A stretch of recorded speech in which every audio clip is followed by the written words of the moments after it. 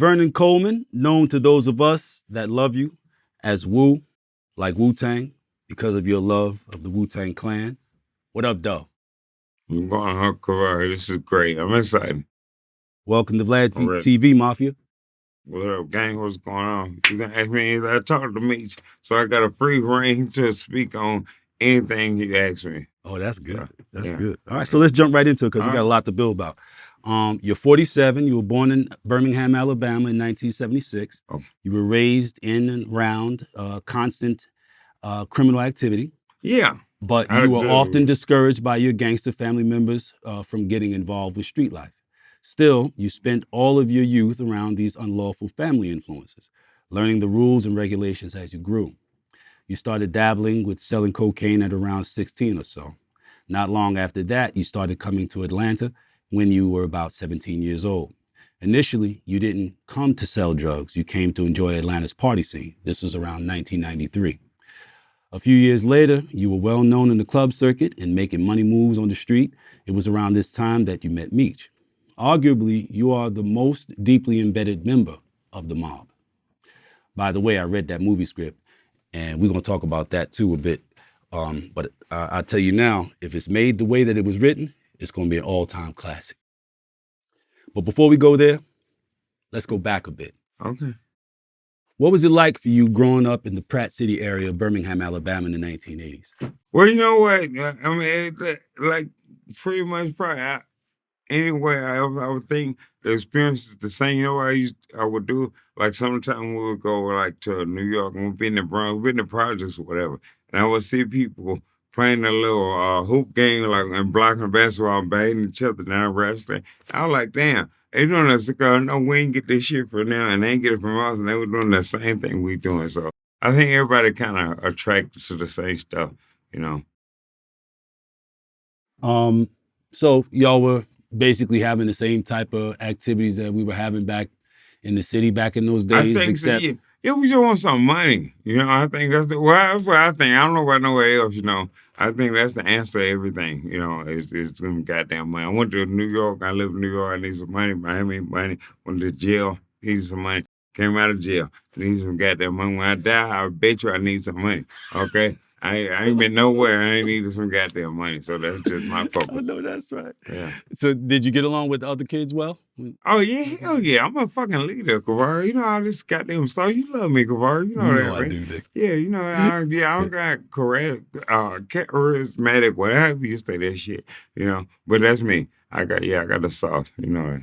So who was the person that influenced you the most growing up? Oh, no, my brother, like he did. I tell people all the time, I think I got the perfect gangster mix. Now, I might be going ahead with putting Meech into the mix or whatever because they contribute to the actual flex and the floss and actual part of that because my brother really motivated me. My mom she gave me the compassion, you know, to kind of help me be the type of leader I am. Because my mom do shit like, she'll see a motherfucker walk on the street with a fucking shopping cart and pick him up and take him the way he gotta goddamn go. She'd be helping the old bitches at the church who can't fucking, like, get their mail no more or whatever, you know what I'm saying? Like, all that type of shit.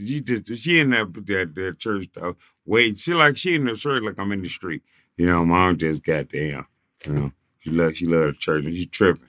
You know, but you know she believed in it. So your brother and your mom sound like. Oh no, that's why I had the perfect message. My brother motivated me. Like I remember we stashed $1 million in the damn wall, and the goddamn people when the alarm company came, and we found out it was breaking the house and it was federal. Because they told us because they got turned around when they came to because the alarm called the police. When the police officers came and we asked the alarm company who was it, it was we knew who because one of the homies had got well he was ain't on fuck that nigga ain't no homie no more whatever. But when he got caught, we knew how they knew it was because he was that red man ass, you know. So we knew how the people knew. So wait a minute. So the feds came and broke in. To the house? Broke in the house. And the alarm went off, signaling the police. And when the police came, later, and then we asked the police coming like, "Who the fuck?" Like, what's going on? They say, "What happened? Y'all arrest whoever when they came?" Like, no, it was the feds that was breaking into the house. So when the police got there, the feds told them what? Yeah, I guess they turn around. I don't know how it happened. Beat You it. know, but yeah, but I remember my brother telling me like, no, when we found out when the alarm went, I was like, no, that was the feds that was breaking into the house. So somebody who at the time was a homie was aware that you guys had stashed this $1 million in the wall of this spot. He knew, and the homies almost caught him in prison because I remember when they said when he got on the yard, they seen him and they said we slid the knives under the fence and walked around the other side of the fence and got the knives. And said that by the time they got the knives and got down the hall, he was at the lieutenant's office knocking on the goddamn door. So he got out of there. For now, you know how that shit go, Corey. What was your first hustle? First, you know what they had me. You know what? I hate the comparing. Cause here a goddamn snitch. Okay, but the Goodfellas that's the perfect thing when they had them going to the store. They was setting the cars on fire and they was running getting. Cause I started off just going like. But the homies going to like they might want some goddamn beer or something with them. They send me to the store. You get to keep the change, And like that was the thing when you can go to looking out for stuff. They'll put some over here and and then you go and look out of and then they kind of break in with the weed and stuff. But they did. They discouraged me the entire time from doing. But I knew what I wanted to do. I used to tell the teachers in school. That's in the movie, That's a true story. One of my teachers saw me in Atlanta. He told the people. He told all the strippers who was in the club. He's like, look, when this nigga was a little kid, he used to tell us what he was gonna be doing, and it's so crazy to see him now doing this in the club. That was a proud moment. Oh my God! Yeah, I was happy. What were the biggest differences between hustling in Birmingham and hustling in Atlanta in the 1990s? Well, see, Birmingham is a goddamn. I think the money. Well, to me, it's better because I'm just a top-notch gangster type motherfucker. But Birmingham got the mentality ain't to fucking flash. Atlanta is built around flashing because you got niggas from New York, you got motherfuckers from Birmingham, you got motherfuckers from LA, everybody coming here, and then it's 17 to 1 with the bitch or whatever. So, everybody trying to goddamn show off for the fucking women just so much or whatever. So it's built in to be able to do it or whatever. And then you got the athletes and got everybody. It's just they was calling them Black Hollywood for a minute, whatever. You were part of the era. Cavario. It's a little different now. They start killing too much. There's police everywhere. You can't go. Facts. You freaking go to Whole Foods without seeing 6 police cars, whatever. But they got to come and they got to do something. So we understand. I just hope they do a little less. Whatever, so were you doing well in Atlanta back then? Oh no, you know what? I actually tried with the whole BMF thing. I tried to buy my way. This is before. This is before BMF. I'm asking. Before BMF. Were you I was doing well coming in to Atlanta? with Take my partner used to come over here, but he was a sex addict. Okay, I was girl not watching this, but he burnt me out from doing. And so we come to Atlanta because I think they had like the Trapeze and a couple other little spots or whatever that we used to go to all the time, whatever. And that was the main thing. But I like the party.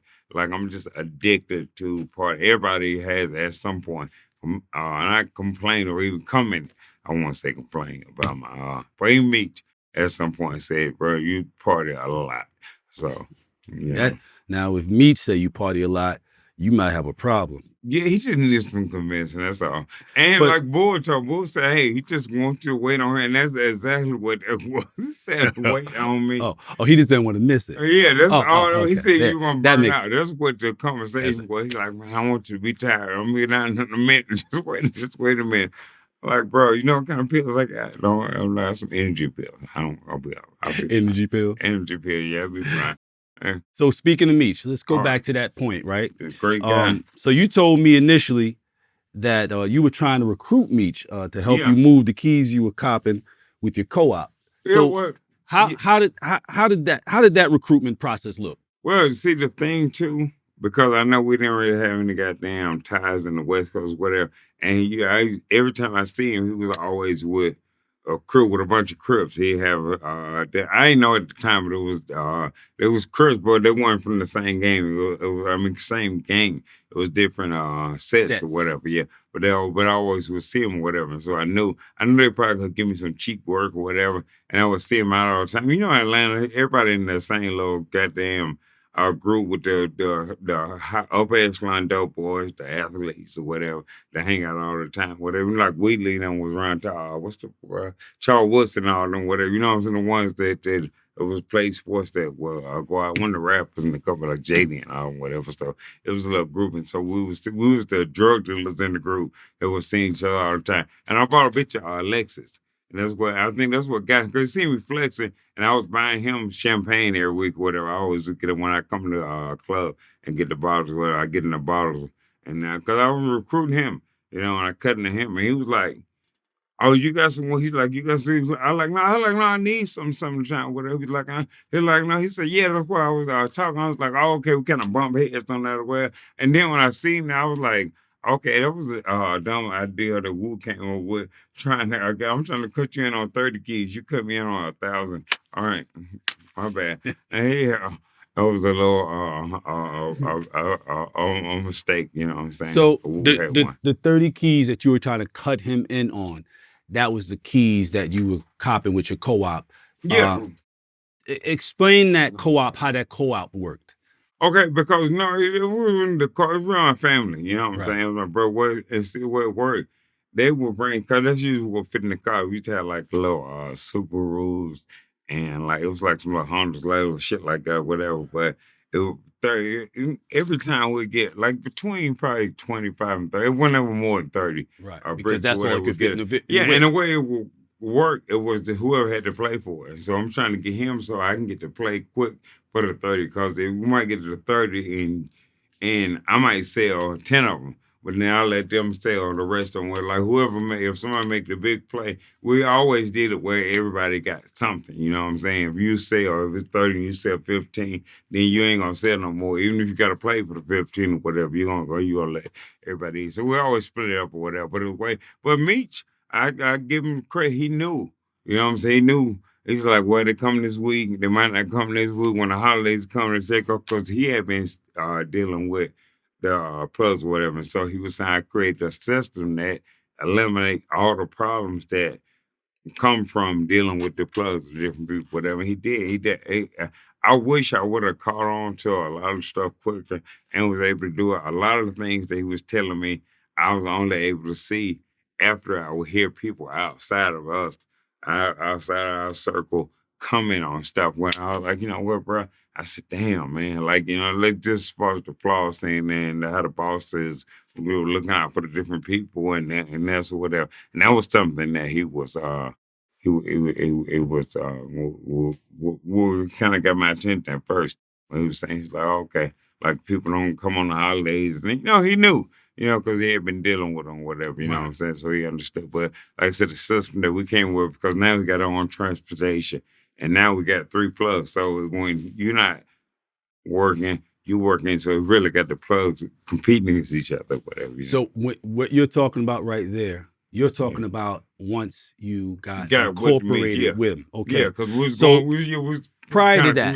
because we bumped heads on there a little bit, and then once he said, he was like, well, he got to talk to Fat Boy first before we do anything. He was like, you got to holler at my brother first.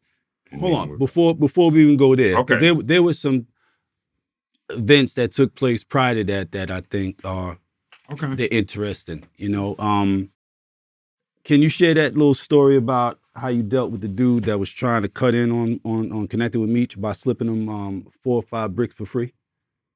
Oh, Meech, when he said when I cut, no, but that happened after we After y'all connected? Yeah, yeah. See, after we connect, when we got the system going, they kind of see what they started doing to me. Well, I'm the most hated gangster in history, bro.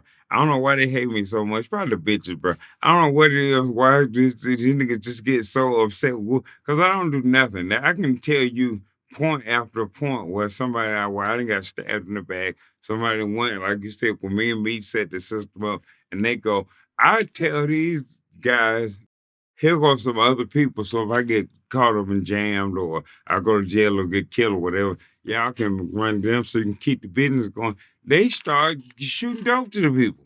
You know what I'm saying? They convinced Meech to go and they use what they did. And like I said, I'm going ahead on some or whatever, but they were recruiting my people. You know, they were my hitters, my killers. Well, I'm like, I thought Alabama was the country. Why you want some of these niggas working for you, bro? Like, what is it? When you ain't nothing in Alabama for you, but we get one of these bitches and bullets or something. Other than that, you know, we're not sitting there. Ain't getting nothing out of this motherfucker. But okay, yeah, I'm sorry, I got excited. Yeah, You know, you got to yeah, slow good down. exactly. Yeah, a little no, bit because for 'em. it hurt my feelings, man. Because I always take, because me and our twin talked about this not too long ago, or whatever, you know, because they always I'd be a little hard on everybody. Well, I'm getting a little far ahead. Well, I'm a person too at the end of the day, man, you know. And for somebody who, especially if I'm the new guy on the block, whatever, how powerful I am, how goddamn much I'm doing my job, whatever, that's helping you. I don't understand where the hate coming from. Like what is this So based who? on I mean, this person that you telling me about that time with the who tried to give homie the bricks for free, whatever. Was he somebody who was No, he was affiliated with Meech. you? No, Meech man. He was the Meech man. He gave the bricks to one of my mans. Oh, he Well, gave him. he did. Yeah, he did. Oh. Basically, did what the plug did to. But see, Meech didn't do it. See, Meech never got involved in that. Jaybo and Bruin was actually able to get Meech to start doing that because they tricked me into getting the work from T. When did you meet Terry and what was No, he that was like? before me and me took a me and me was friends first. Like I said, I was buying him before we even discussed any type of business. I've been buying him bottles for probably about 6 months or whatever. 'Cause we just about So y'all party. just be in the club and Yeah, we just you just shoot him some bottles. yeah, because He over in his section, because you over in your section. You just go, yo, send my man some bottles. yeah, that's what Bull always say. He said, I remember you. He said, you know what your favorite line was? Y'all don't look right with no bottles. He said every time. He said, I know we better get drunk then as soon as you said that with us. So Bull said, oh my God, my hook, I guess. My tagline was y'all don't look right with our bottles or whatever. So Right. and yeah, and So and I know that there was a situation where you were dealing with a young lady from Detroit. yeah. And he was dealing with a young lady from Alabama. Tip drop, yeah. Tiffany, you know, and that was crazy. That's the girl I bought the Lexus for, and that's what I think that's what got his attention because that's some Meech move. You know what I'm saying? So when I bought the car, he was So he was thinking able like, to do his homework on oh it. yeah, he was. Yeah, I think that's what did, and that's the thing I question. But like I said, a lot of the stuff that he did later in hindsight, when I look back at it, like you know what, it worked because I question when at first he showed me the whole play the first day. I'm in the first time when I come to Texas, I saw the goddamn The plug. first time you go to where? Texas. When I came, So you went to 'cause he told me Texas come to do what? Texas to meet T before we started running the play. After And we is that something that Yeah. Meech said? He said you got to go to Texas meet my brother first. He said you got to. He said yeah. He said you need to come Texas meet. That was the BMF inauguration. Like I said, I think I'm the last nigga that they The made do all that. BMF initiation, huh? How they do that and they'll tell you when they burn the goddamn paper, whatever. I think I had to shoot the shit for the BMF. All right. And So again, nobody else did that, man. They made nobody else go through. And not they shit, but it was different. T said I ruined the BMF because I worked out so good that I just opened the doors for him for a bunch of stuff. I said, well, no, see, just was trying to replace the monster brand. That didn't happen, right? But either way. that didn't happen. Now, of course, the monsters don't grow on trees, Cavario. Knock it off. Okay. Yeah, you know that. That's man. a fact. Yeah. So okay. So tell us about that time that now you go to meet him for the first time. Yeah. All right. Before we do it in the business, right, yeah, so you got to meet my brother first. Okay, so that means you got to go to Texas. Yeah, That's what T is at this point. And T, I remember because I kept missing flights. I was like, well, I'm broke, man. Okay, I got about $2,500 from working out, man. I saw that because T was like, it's the man who keep missing on the phone. When I finally got there, he was like, missing on the phone. He was like, no, get on this. So what was your first impression when you got there? Like when you get off the plane. No, it's when I got on the plane, the first because I never seen cars with the cameras in the cars. He had the camera, they put him in the all-black car. And cameras the inside the car. Yeah. No, the cameras that you can see outside of the car. It was like the rear camera. You know, like okay. They had cameras around the cars or whatever. So I hadn't seen it. And then we put on the block. You smell the weed when we turn on the damn block. And we in Mansion. You know what I'm saying? The table. But like I said, this is the first day I'm here. Taylor, What was the house like? full of, we were in Plano, Texas. It was like some mansion in Plano. Well, so we went, I remember that. And and bags full of money. The plug was there, everything. He showed, I like, bro, I couldn't run a robber, the goddamn police. He gave me the whole play. But it did, like I said, I questioned it then. But then when I thought about it later, like I said, I thought about all this shit after prison and prison, it motivated me because soon as I ain't even get back on the plane yet. When he let me out of the car, I'm on the phone with the homies. Like, look, we bullshit, man. We bullshit. We think with these 30 bricks we doing, we think we at the top of the game. We're a big fish and not a big enough pond, okay? So we gotta be a big fish and the biggest goddamn pond. We got a lot of work to do. They're like, what? Man, I said, I talked to when I get there. I ain't even get, like, I hadn't even, the door didn't close good. I'm not when he let me out. Like, I'm like, no, I immediately called. I remember that. I hadn't even got on the plane. I don't even think I made the ticket yet. As soon as I got away from them and made the call, what I said, no. So it's fair to say you were impressed. Yeah, man. Yeah, Okay. yeah, definitely. So- No, because I seen there was another lady. So you imagine if you got damn LeBron James, you playing in the high school league. Right. You know what I'm saying? Then you go to the NBA, you're like, oh, you know what? There's some different shit going on. You know what I'm saying? So even though I'm gonna dominate in this league too, I just need to know about it. You know what I'm Right. saying? So now I know about it, and here I am. Right. Once you realized that Meech was the plug of plugs, what was the very first move y'all made together? Oh no, he sent, I think, 35, 50. But first he sent one of his guys, the rapper, and he sent Fat Boy sent one of his guys, whatever. And they came to Birmingham, whatever, and because they came really to show me how to open the goddamn car, to open the truck. They had a trap car. Yeah, they had a sophisticated truck. They had the state of the art trap car, sophisticated. What year is this we talking about? This is probably what, 98, 99, whatever. 98, 99. And I think before something happened where I think they had been trying to find some people and go, because soon as it worked, T immediately started saying, "Me got lucky to meet you." He got lucky, and I think TT smart as fuck, bro. He seen what he knew. Meech now got his own people, and he was gonna be able to break away from or whatever. So I don't know what T was doing, but he might have just, they had a different opinion about how to go about, how to make money too, because he wanted to goddamn, T was gonna hit the motherfuckers or whatever, and bro was just goddamn want to pay hot potato with it or whatever, and as far as flexing, you know what I'm saying? Because Meech did pick up, even though he was on me at first about going out every day, he didn't have a problem with it. Like I said, he was going out because he said, wait on him. That was the, Okay. was the, So after the first meeting, you called your homies, you let them know, yo, it's some different shit. We got to prepare for this. So your first thing, they send Meech sends Blue, and Terry sends somebody from Black. his team. He sends Black. Yeah. Okay. And then they come, they show you how to open the traps. Yeah, how to open the trap, that put the money that in the first car. move is like that little test is like 2 joints. Blue rubber bands on the money, all these Crips are still, crip, everything. That's, that's what they're doing, so. And so the first time when they come to show you the traps, it's just 2 joints. Yeah, before what they did, because I think it was a limo. I can't remember the dude's name, the guy. I remember what it looked like. I can point him out right now.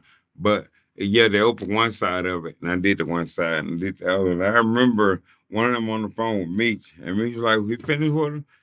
And they were like, "No, we on the phone counting like that. Now we in the room wait a minute, counting money now." Hold on, you talking about when they came to show you the traps, the 35 was in that move, the first move? Yeah, it had to be. It was at least 35. Okay. I think it was 50. Okay, Okay, so yeah, they right. get Yeah, there, but you we get the didn't get- we got 35. so much, yeah. You get the 35, and within how much time? Okay, it was dead. It was shit. That was took a couple hours, bro.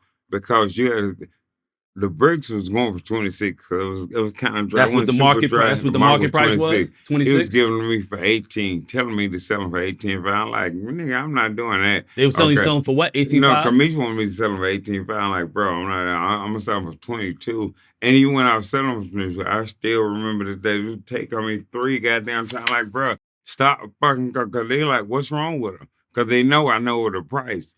You know, and I'm selling for 22. It's like, why are you selling them so cheap? Your Like, customers what's are wrong? asking you Yeah, what's they wrong with ask me like, what? Because I'm getting them. Because so many times, like I said, we might not have the 30, and I might need to get one from him, whatever. You know what I'm saying? So Right. I would go back for so they know, and I'm selling them to them. So they know, and they're like, you just told me something $4,000 cheap. Like, well, I know you can get more money from me. What are you doing? I'm like, no, the nigga where I got them from want me to sell them cheaper than that. I say, I don't know if he had a lick or what, but he just trying to get rid of the motherfucker, man. Like he That want them. that And that was always a thing that came out all the time. People always were saying, they must have hit a lick. yeah, They must have hit a lick. yeah. They couldn't wrap their mind around what the situation I actually know. I was. remember the bitches thought he was he had AIDS. I remember that's why he giving all his money because he wasn't ever fucking under strippers or whatever. So that was I don't know wonder what the hell was going on. That's bugged out. Yeah, That's I a crazy remember that. conclusion to jump to. Yeah, right. So Why he not? when you did them first joints in a few hours, what was your PC like? What was your profit like off that? Oh yeah, no. I was getting over like 4,000 a brick. So you get 4,000 a brick off 50 bricks. Well, yeah, that kind of broke shit went out the window fast. So I'm like, well, it's the greatest plan ever. Shit, you was on the road. You was on the road to rich. Yeah, I was a millionaire like made, a month. made a couple $100,000 in a before I had couple $1 million. hours, few It hours, wasn't, right? yeah, it wasn't even too much before I had it. I remember that. For All sure. I right. remember not even having trying to put the money up, trying to think like, damn, what the fuck I'm gonna put this goddamn, I'm trying to stay. I know what a lot of the jewelry I bought because I got some money. I think I got like 300,000. I was in Atlanta and we was in a townhouse. I was like, damn, these white boy, I can't put this shit in here. What so I just want to buy some jewelry, whatever. So. So you bought the jewelry to kind of condense the money. Yeah, because he gonna blow the guy. If I give the money to this man, yeah, this shit going in the air. Or in the club, even they have 30 we gonna get there. Strippers. We gonna get there. We yeah, gonna I'm not giving this nigga this goddamn. I knew what the fuck he was about to do with it. That nigga is So, crazy. after that first 35, what kind of loads are you handling after? No, I don't think I ever got under 50 with him or whatever. Because what he would do, because I always say, he always laugh when I say, because I remember the first load I got down to the last 5, and he was about to send the car. It was like the next day or whatever. He was like, well, I'm gonna send the car, and I'm gonna send 50 now.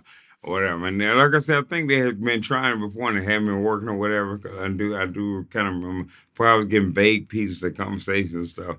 And so he was like, no, I'm sending. I'm like, well, I'm going to clear the tab. He's like, listen, man, you're never going to clear the tab, okay? If you got something you want to get, take the shit out of there, take the money out of there, put whatever money you got left in the thing or whatever, and take whatever out of the tank, put that out there, and put whatever money you got in the tank, whatever. So I always said, we could have fucked the sack. Unfortunately, we never did, but you wouldn't have knew the way he was running the system. You would never know. And T told me when I first, I think he complained. Well, not even complained, but he was on me around missing on the flight. He was like, you don't be able to buy one of anything in the world, whatever. So he did. That was this marketing pitch. But I'm like, no, bro, we some criminals, bro. We just looking for some dope.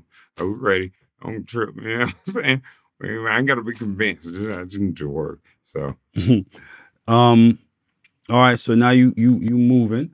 Yeah. You know what I mean? This movement is starting to form. It's not exactly formulated. It's not really Black Mafia family yet. No, but they get to be there, the name there a little bit. People ain't really saying. You know what they used to call us? The rich, light-skinned niggas. That was the girl. The girls used to call us in the club. The promoter would say, it said the rich, light-skinned niggas.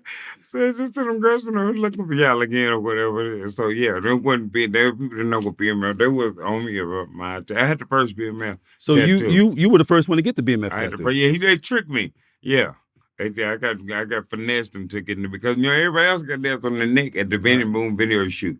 Okay, yeah, Wu the only one had one on the arm. I got finessed, so it was fine though. I didn't, I mind. I mean, I don't want to do shit else but be a criminal my whole fucking life anyway. So I don't care. So whose idea was it to start wearing all black? Me. I had the thing. Because like I said, it was a bunch of Crip sets that was going on. I was wearing blue, and the strippers used to be on me all the time. Because it was like, you start fucking with me, you don't want red no more. Now you don't want red. You used to be going out, you could fly, you used to wear all kind of shit. Now you don't want no red no more because you fucking with me. I'm like, nah, that's what they doing. I'm trying to goddamn get as many goddamn customers as I can get, okay? If they not wearing red or whatever, then I'm not going to goddamn wear. So it's not a problem. Like, yeah, that's what the fuck it is, whatever. But when we was going out, like I said, once we start going out together, the Birmingham, Alabama, Pratt City niggas didn't have. We were no bandana. We were different throwing from goddamn bandanas on one blue wing. We fuck with y'all, not like that. You know what I'm saying? So I got the black shit, and I was like, look, we're gonna. I told Meech, and Meech is the ultimate fucking leader. I told 50 of them when I did random when I did interview for the stars on the series, like y'all had to really get him because he's just a chemistry building ass nigga. Like he would be in a room doing goddamn jumping jacks, and he gonna come get in the line and get on the jumping jacks. It'll be some shit. You can be mowing the fucking grass. Anything he see us doing, or if that he can come and build some chemistry with, he gonna do it, whatever. And that's how it went with the black. I said we're gonna wear black because we have some black, but then we really got no gang like that. Even though it's in Birmingham, that's gang everywhere. You can't go Now it's goddamn. Yeah, gangs everywhere in big what? Birmingham. Yeah, they go to South fucking Central, right? But at the time when so I was like we're gonna get the gang. I mean we're gonna get the black and put on the black banana. He's like, well, nah, if y'all want black, we all gonna wear black bananas. And that's when I said, well, I seen Puff on the video with the cleats or whatever, you know. And I don't know, Puff had some tape on them cleats or something, but we brought them, we was sliding like a motherfucker. Yeah, and then he was like, give me some click, get Jaybo something. He's like, we're gonna be at the airport, I think at 9. He said send somebody to pick me up at 9. Cause they was coming back and forth from Texas. And that was the first night that we went. That was the night of the shootout with Outkast. So Meech didn't got beat up and Where was Meech living at that time? in Texas. They was living in Texas. I'm the only. I'm 285. Me. I'm the Atlanta guy. I'm not a great. So you were the anchor. You were the anchor in Atlanta. But yeah. No, whenever anybody from the BMF or even from Detroit, they fuck with the goddamn BMF would come. They come tap in with me, get their little weed, their guns, or whatever, and then go out to the city or whatever they was going to do or whatever. Until they got comfortable in there, and then stop calling me. And then you just see him on Instagram. You're like, what damn, bro?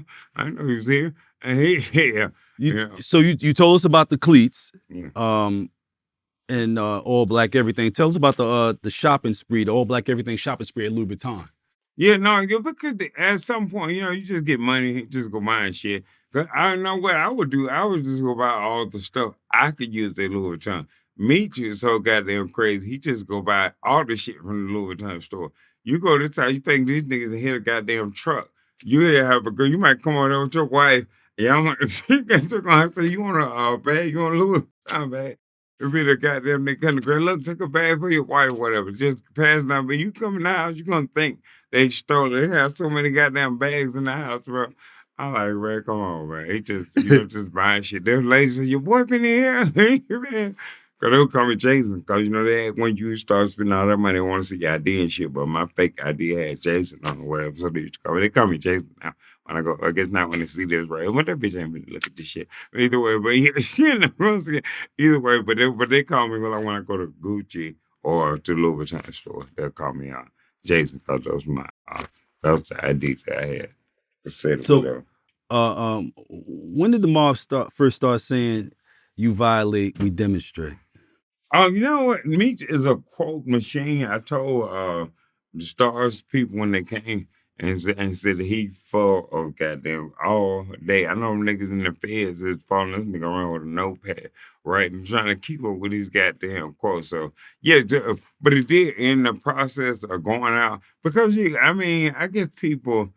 I guess people don't really know how to take it or whatever. So, because we get in fights a lot. We actually got banned for a minute, and they would have to go for about a few months period or whatever. And the club, one of the club owners said, look, I understand y'all spending $30,000 or whatever. He said, but if the ambulance keep coming to my club, I'm going to lose my liquor license or whatever. And so it's not going to be worth any amount of money that y'all spending or whatever. So we got banned for a while. It was making me like go to the club. This shit was like a date, bro.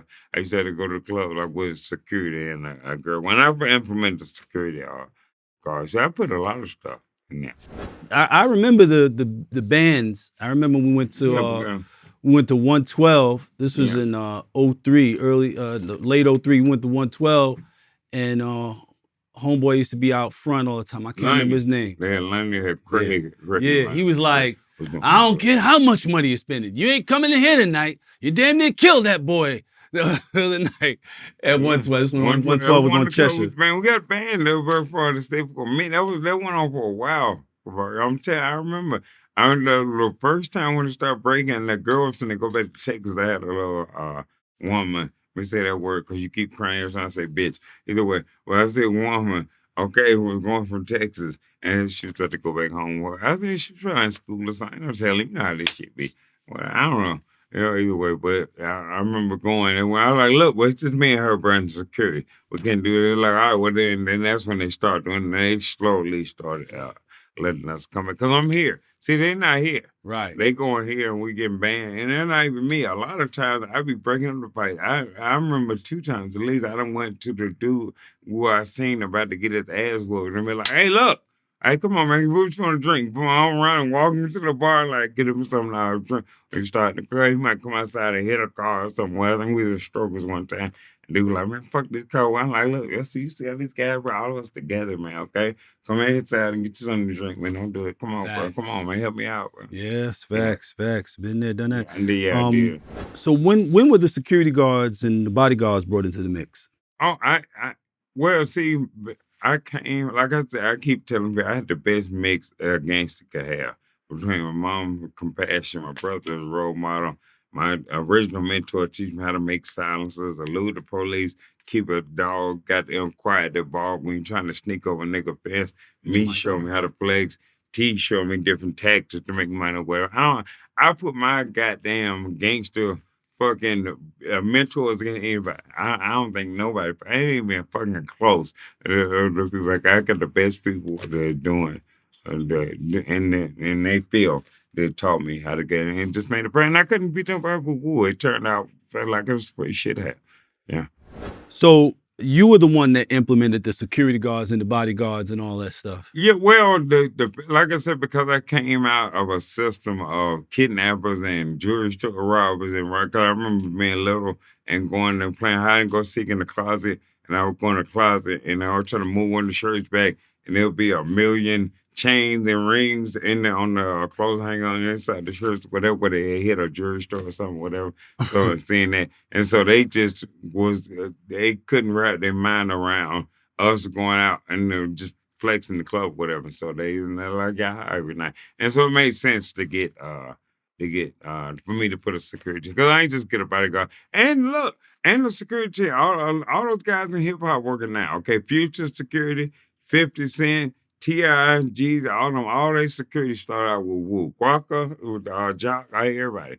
Okay, they start here. Okay, I started a lot of hip hop careers. Well, most of the security, not everybody think about Twin and everybody like that, whatever. But I got a lot of security people because I'm teaching them. You learn the security from the eyes of an assassin. Now I don't think none of them took a L when they was with me. I know some L's mixed in somewhere, but I don't think my guys was a part of any stuff. So let's move it along. What did Meech tell T.I. after he fought one of the Magic City security? Meech is crazy, okay? He gave T.I. the worst advice that is gonna help your self-esteem ever. I remember he sitting there put his arm around his man, told him, "You should have told the security guard you was with us." He should have told the security guard he was with us. Yeah. Me, what kind of advice? What kind of said this man go home and cry, bro?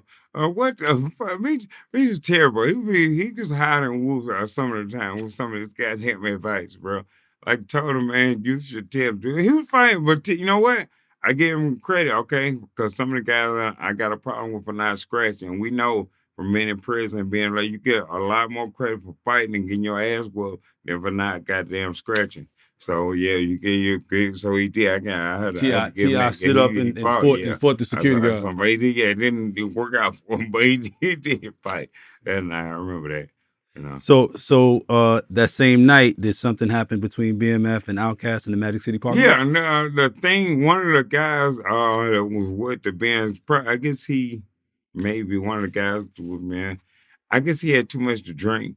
Or something maybe because I remember Blue and one of the I guess I don't know that's the name. I remember I'm saying Outcast because I remember Big. I remember when the pro was going and like the Big third Boy was person. there. Yeah, the third person I was fighting was him. I remember grabbing and going to hit him, but before I connected, looking. So I'm like, bro, what the fuck? That's who I knew who it was. 'Cause before it's just, it's the homeboy. Like people would be around, they don't know me. I know Meech and Blue. Like I tell Meech all the time, he be on me about shit or whatever. But I'm like, bro, nobody know us, bro. You know what I'm saying? They know you. And so I didn't know that, so we know like Blue knew because whoever he was talking to was some music network. And that's probably the conversation that was happening Oh, with it. Blue was talking to another Blue was, music dude. yeah, was standing there talking. And one of the homies, a young, ignorant BMF dummy, okay, they got shot 5 times. So maybe, I mean, I guess everything happened how it's supposed to, right? Mm. But he was the only person on our side that got shot or whatever. So he got shot 5 times or whatever. But, I guess he didn't die. But, I guess we got, you have to be happy. Where he got shot 5 times that night? Yeah, he got shot 5 times. Yeah, it was a shootout because after the fight started, after I threw, because when I reached back, I seen Big. I pushed him out. I ain't even hit him. I pushed him out, like damn, because I realized then it's them.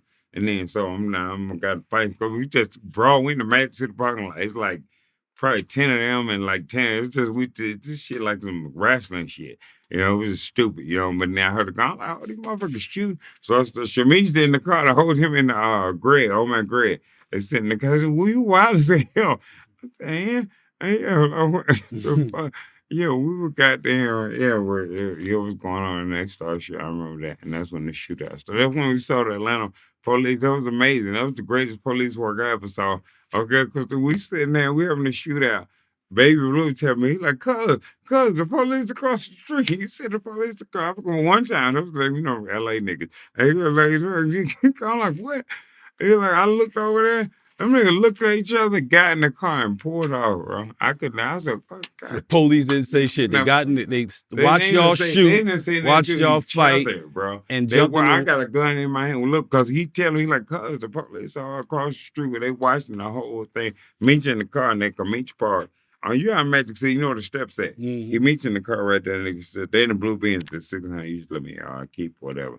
Greg, I'm in the car next to him and all our cars lined. Because we got, Magic, and we got the cars lined up against the wall or whatever. You know what I'm saying? I'm back there shooting. I'm in between his car and my car, shooting across the parking lot, doing wood shit. You know what I'm saying? But then look, and baby was like, I look, they ain't say shit. I was like, God, they go, really, I'm like, God damn, we finna go to fucking jail, bro. That's what I'm thinking. Shit, then they may convince me to throw my goddamn gun too. My Adam had just hit a fucking train and got them. We had some brand new Glock goddamn 45 with in the box. My homies had hit a goddamn train. We had them all leave my fucking gun out there. One of them goddamn bombs probably got my fucking gun, bro. I was mad about that. Yeah. So, about how many mob members were there then, though? Then, I was like, then. I wouldn't even know. I was the last of the goddamn. And like the day one BMF nigga, so I was like a Jaybo wasn't even out there that night. Like it was the bro had came, like I say him and Greg, old man Greg, Greg probably cause he wanted the drivers, G. So G probably if he was in Atlanta, he probably had dropped the car off somewhere or something, whatever. And me, you know what? I think Meech was down there back, cause he was back and forth to Texas.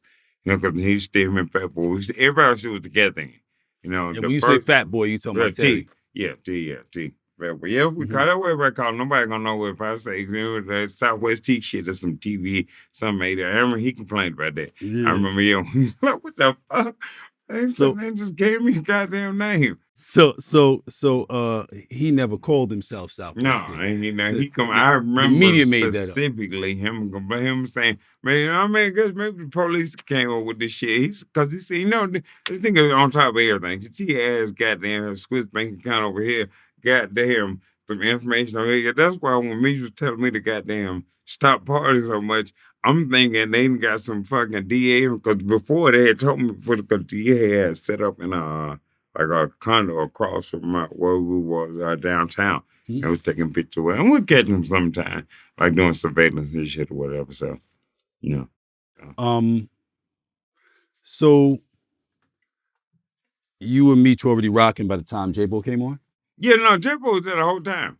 Like when I got when he's in the game, when I first attracted to the whole idea of trying to sell more dope, whatever, you know what I'm saying? Like he was Jaybo was there the whole goddamn, yeah, he was there the whole he was there the whole time. And what I was doing, and like I said, when they split up, and I guess he was because him and me so goddamn tight.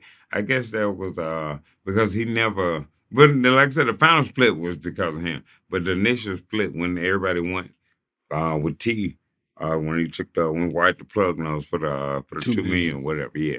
And he won when we talked about that earlier, whatever, yeah, he got there and everybody left. Everybody, I was like, dang, nobody from Detroit. And that was got down surprising to me. I'm like, everybody, he got a cousin or something. What we gonna shoot what up, bro? Like ain't nobody from Detroit in this motherfucker. Yeah, like, So how did you meet Jeezy? The same shit, because he was in the goddamn upper echelon dope boy circle, whatever, just hanging out, partying. Mhm. We just been some strip club nigga, you know what I'm saying, going out, going. And we had the little bitches, and you know how you fucked a friend. I figured y'all had a little hunger. I woo, of course, had the baddest bitch in the group. What up, Ashley? As usual. But yeah, either guy, but we had a couple groups like that, whatever, which I always want in the group, whatever. But yeah, but he yeah, but like that, just seeing him around. Well, and King, and you know what was crazy? The same conversation I was having with him. And like, cause that's, I mean, you've been in the street, but you know that you like what cause you go to hanging out so much and you seeing him here and we're going to the club and you can kind of see everybody got a little money or whatever. So you're like, well, what you be doing? You be fucking with, cause you might have a bunch of pounds or whatever. You know what I'm saying? You could have a goddamn fat or some work or whatever. So, you got to see, like, what, I know you're in the street, what the fuck you be doing? Now, all of us was goddamn working or whatever, you know what I'm saying? But it wasn't like that or whatever, you know what I'm saying? Me and Jesus was hanging out. I ain't even know nigga was rapping. You know what I'm saying? That's why I respect him for that. I'm my heart broke on a lot of shit, but I do respect him for that because he, with that rap shit, he always. How did Blue and Jeezy first connect? No, Blue, I introduced, well, Blue knew down. I don't even know if it was no goddamn introduction. He just, cause me and Jesus were hanging out so much, and Blue was there, cause Blue was doing, he was goddamn implementing, the system for Meech or whatever, you know what I'm saying? And so he just, from being around like that. And then Blue always had the idea of rap in his head. Like I tell people, that's why I don't know if motherfucker be sure. He the only nigga in the BMF that didn't come in on some gangster shit. He came to the goddamn family to do music, whatever. And that's what he always had in his head. Even when because even when he came and he moved to Atlanta, he was staying in Atlanta, he moved with like a producer in the house or whatever. And so whatever. And so when he heard Juice was rapping, he got us listen to the music. I don't know, and I ain't even started fucking knowing neither. I ain't never watched the interview, so maybe I'm saying I don't know if he take credit for Jeezy's career, but we know that the BMF definitely puts Jeezy over the top. And I'm sure, yeah, they don't even really argue this shit right to woo. Right. But he definitely, like I said, I probably could take credit for it because Jeezy would tell I wouldn't even be fucking with niggas if it wasn't for you or whatever, you know what I'm saying? But me fucking with everybody didn't lead to the music. Blue listened to the music because he interested and he got all of us listening to the music, got Meech and everybody on or whatever, you know what I'm saying? And they started doing a song, Jeezy, and incorporated our lifestyle into the music. Okay. Peaceful journey to Baby Blue, man. How did Baby Blue and Blue Da Vinci come together? Oh, you know what? I was goddamn in fucking Press City, amazingly. Okay, and the crazy thing was Baby Blue and my rapper Cry had an artist Carwell. He telling me What was the artist? Cross. You remember Cross who was rapping where we had always trying to do this shit, but he telling me he fighting with some LA niggas and cause they in school or whatever. Like all of them in school. That's how 20 all of them end up coming. But this how it all started out. They fighting every week in school. So he telling me, he like, since home, I'm like, well, look, I can send somebody out to kill somebody. We're not going to send somebody out to fight, okay? And they in the homie shop, like, look, we coming down there to, dude, we're not finna ride for an hour, brother. Go get in the fight with us. So either way, some kind of way, him and Baby Blue came. This is the craziest goddamn friendship I ever heard of because they fighting so much. They said, look, we the two toughest guys in the area or whatever, so we might as well get together. We can bully everybody else, and so that's how they became friends. He brought him to Pratt to meet me. He wanted me to meet him, whatever. When he brought it. Blue did that. Baby Blue. He brought Baby Blue to Pratt, into the trap to meet me, and we in the trap one day. Who brought Baby Blue there? Cross, the guy he was fighting with in college. Cavario, you gotta follow the damn story, Cavario. Okay. Yeah, but the guy he was fighting with in her school, okay? Those two guys, my artist was in school. He's in Talladega College. Right. Baby Blue was in Talladega College. All of them, yeah, we're good to that, right. Okay? All of them was in Talladega College. They in college fighting, okay? But in their battles, they end up being boys. After they get being friends, I'm the greatest nigga in the history of niggas race. So say, hey, you got to meet my mentor or whatever I was in his life, whatever, you know what I'm saying? But he said he brought him to meet me. So when he bring him to meet me, I know he from LA, right? Blue in the house. Blue, he got on all red on Blue crib. He come in the house with all red on. Blue screaming when he come in the house. I said, man, we got to kill this nigga in the goddamn. Because I'm thinking it's someone his enemies from goddamn LA, but it's a trap. So I'm like, man, we finna goddamn get the spot hot, bro.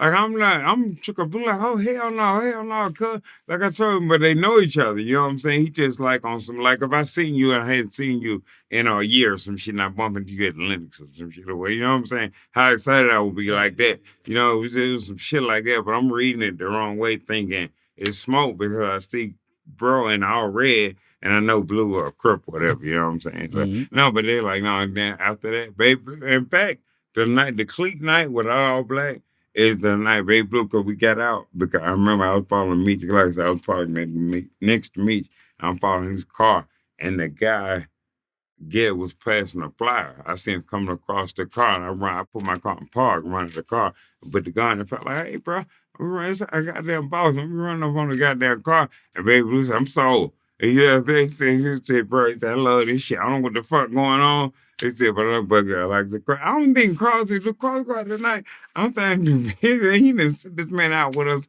And I think he came because he didn't go out a lot of nights. So, but I think he went out tonight, whatever. But I remember that. I remember when I pulled a gun on a dude who ran on Meech's car, and he said, that's it. He's like, what? He called his mom.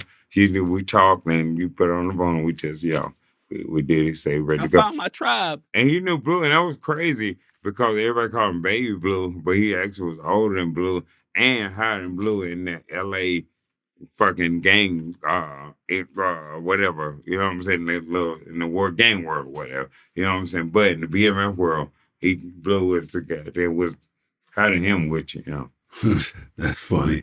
Yeah, there was always Baby Blue when he, I don't know. I think he was older than Blue or whatever. Yeah, he was. I remember that. Tell us about the conversation that Anthony Wolf Jones pulled you aside for. Yeah, well, man, we had a lot of conversations. He always tried to get me to talk to Meech or whatever, but I told him. Talk to Meech about what? About fucking about the excess reporting or whatever. Like I said, they had a trifecta between Wolf, Sabrina, and T. That was, we were going to get a conversation once a goddamn week. And go, and Meech always cutting to me. I'm like, bro, I'm not going to stop. I'm not listening to this shit. Okay, I'm going to stop hanging out. Because I'm the goddamn Jaybo ain't even do shit, what the Meech ain't doing. So I guess he felt like he needed it because I'm the one that's in Atlanta all the time, whatever. And I definitely had to get the most coaching because I was responsible for holding the system down. While nobody was there, whatever, Because that what Jaybo would be like, sometimes he would come, well, let's pay for the drinks this week. We're going to buy it, we're going to pay this week for going to the club. He like, Meech pay for the shit out. First of all, Meech won't pay for it all the time, okay? He making $2 million off bail. I'm making $200,000. It's a little goddamn difference, okay? Number two, when y'all niggas in fucking Texas and LA, guess who paying for all this shit? When these niggas going to jail, getting the cars towed, gotta get bonded out and get caught. Well, shit, yeah, you know what they call it? Not you, motherfucker, okay? Right. No, I don't have to get off my goddamn guilt or whatever the fuck type issue you having. Well, like, no. Yes, I would do that. They would. So But then Meech came there. were you around the night that Wolf and Rizz were killed? Yeah. I was there. I just left him at the house. I remember the tea call. I remember the night so goddamn vividly because we didn't understand because I know Meech and Wolf so goddamn cool when we first heard it. I'm like, we hearing Meech in the hospital, bro, dead. So we like, the fuck? Like, who the fuck that did this? Because we thinking somebody, you know what I'm saying? I'm thinking a nigga done goddamn shot both of them, whatever, you know what I'm saying? It never crossed my mind till we goddamn seen what the fuck was going on that it actually went down like that. Whatever. And like I told her, I tell people all the time, I feel like it would have been different had I been there because the girl, the nigga, first of all, nigga was a bitch ass nigga anyway. Me shouldn't have been goddamn hanging with it. I had just left the goddamn house. He said he was going to stay in the house. We had already, so think about it. He out, Meech out. Jaybo not with him. Okay, I'm not with him. He meets in the think about the shit. You wouldn't even know you was hanging out at the time, whatever. He out with goddamn the car salesman, and unfortunately the right goddamn homies there that got him to the fucking house, whatever. You know what I'm saying? But yeah, think about that. But the group they was with, you know, because I'm like, but he like you just like, now we're gonna go in or whatever. So like, all right. So were you present when these words were first spoken? Let no man separate what we create. From every hood to Hollywood, coming to a ghetto near you. The greatest show on earth. Before us, there were none. After us, there will be no more. And if there is, we got him. And borderline, yeah, they kept adding to it. Yeah, but you know how that be. You know how you just feeling yourself sometimes. Just some energy in the room. We just go and with the talk. Well, one of the few things the Wu didn't create in the BMF was the Meech actually did. Who knew you the leader? You don't need the president. You got to be presidential all the time, whatever. So you need people. When you're president, you got to be presidential. Yeah, you got to be president. So you ain't able just to kind of freestyle all the time, whatever. But I was able to take care of it for him, whatever. So it worked out good or whatever. You know? Okay. Yeah. Tell us about when Meech's brother Terry was first saw his own name, his own street name. Yeah, that's what you were talking about earlier. I remember, I don't know if it was the first time he saw it, but I do remember him complaining about, like, bro, the fuck was Southwest? What the fuck that even mean? Like, he just saying that because, you know, we call him Fat Boy or Paulie or goddamn T or whatever, you know, like a few people call him, you don't even hear people call him T a lot. You know, as Fat Boy, what you hear most of the, this is name Paulie or whatever. Did you go to Terry's 34th birthday party in Vegas? Well, I was in the prosecutor's picture. I mean, let me say that. Okay, yeah, but they tried to use that stuff against me in the end of the and everything. Yeah, but I'm the only person that went to all the parties or whatever, you know. Right. But everybody, I mean, people had to prove, but the Meech wasn't going to them because they were so back and forth so much, whatever. And I was trying to always play my peacemaker role or whatever, you know what I'm saying? But you know, it didn't work. Meech was on house arrest after the Wolf and Rizz incident, right? So he wasn't there. Yeah, you know what? I don't think he would have went anyway. Right. But because it's not like they weren't Jaybo on good terms at the point. But he did pop up on the screen though. Oh no, that wasn't the teapot. That was the Blue album. I think when Blue was trying to come up with the music, whatever. I think when Meech did the video thing. Yeah, I think that one. You remember because he was like, "I wish I can be here with y'all tonight" or whatever. Oh, so that wasn't Terry's birthday party? Hell no. He went to fatigue. You know, he think, okay, them niggas argue too much, bro. Okay, but when he was on the screen, I remember that specific because I wish I could be there for y'all tonight. We're gonna put all our energy behind Blue Da Vinci. See where it go. So. Yeah. All right, so you were there though, right? Yeah, Frankie Beverly and Maze performed that night. Oh yeah, we went to the Hard Rock Cafe. I think even because now you know what Meech did go to when we used to have events where they had where I think T.K. Kirkland was talking about when they had the comedians at I think it was like in Tarzana or Beverly Hills somewhere in California. Because I remember one of the comedians, he couldn't even do the goddamn set. He was like, "Who the fuck is y'all niggas or whatever?" Like he just was goddamn for 30 minutes. This nigga just kept talking about that all the children running around with jewelry on and all the Chris down there. Like, what the fuck is going on? Like, bro, don't you supposed to be making jokes, my nigga? Like, yeah, you. That's TK. TK, when he was tapping in on the bag. Yeah, no, it wasn't. I think everybody else did what they were supposed to do. It was one of the comedians. I don't remember because you know what? I think he was the nigga. He had the red hair. I think they called him Red or something, whatever. All of them was like West Coast comedians or whatever. But he was on some. I'm thinking I text you whatever. Mm-hmm. I think because I remember him, but he had something. I don't know his name, but if I see him, I'm like, I'll get that. So at the 34th birthday party for Terry, that I've been trying to find out whether this really happened or what. Like, did cats come to a point where, blows were thrown? Yeah, you said something. I don't know. I'm gonna miss that. I don't remember because I'm like, who the hell gonna be fighting? Jaybo? I'm just like, who is the okay? Let's just say, because we're a momentum nigga. All right, okay, let's say this fight had this hypothetical fight happen. Who started the fight? T don't listen, man. Okay, T smart, but you don't fucking play around. T not fucking joking, okay? T more goddamn with the shit than anybody in the goddamn in the middle. I mean, I do my thing, but I'm gonna say T it is not goddamn. T ain't playing, okay? He not mother. He took he wiped the plug. No, you took $2 million off in the cartel. Yeah, so no, a lot of them guys went in that third truck thinking no shit like that. I was talking shit, okay? Yeah. So that was the incident that Blue was talking about, where the millions disappeared with from the plug. Oh yeah, maybe. Yeah, I don't know. I ain't even watch Blue. But yeah. And so his story was, have you heard it? Like, he's talking about how niggas went to sleep, and when they woke up, everybody from the D was gone, and the money was gone, and the plug was looking for the bread. That's what stood out to me, that nobody from there. I'm like, damn, like ain't nobody here from Detroit. That kind of was. That's the good thing. So, I went to the hood and got got a squeak at truck. I got a bunch of niggas I knew that were goddamn with the shit or whatever. You know what I'm saying? Got some guns and I went to fucking Texas or whatever.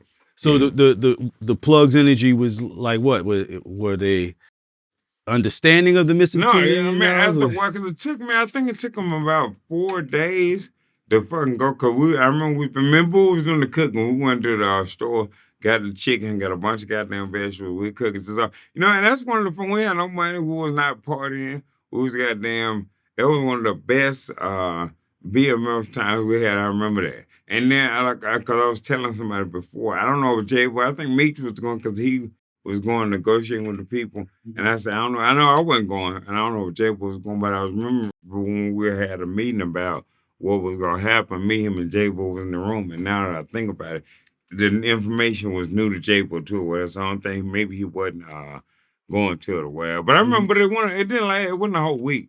Because I remember calling the girl, calling the bill, like, look, I don't have no clothes on when I get in the house. Okay, click. I'm on the way. There's something before you leave to come in. Fuck that car. Whatever. Look at the bag, bro.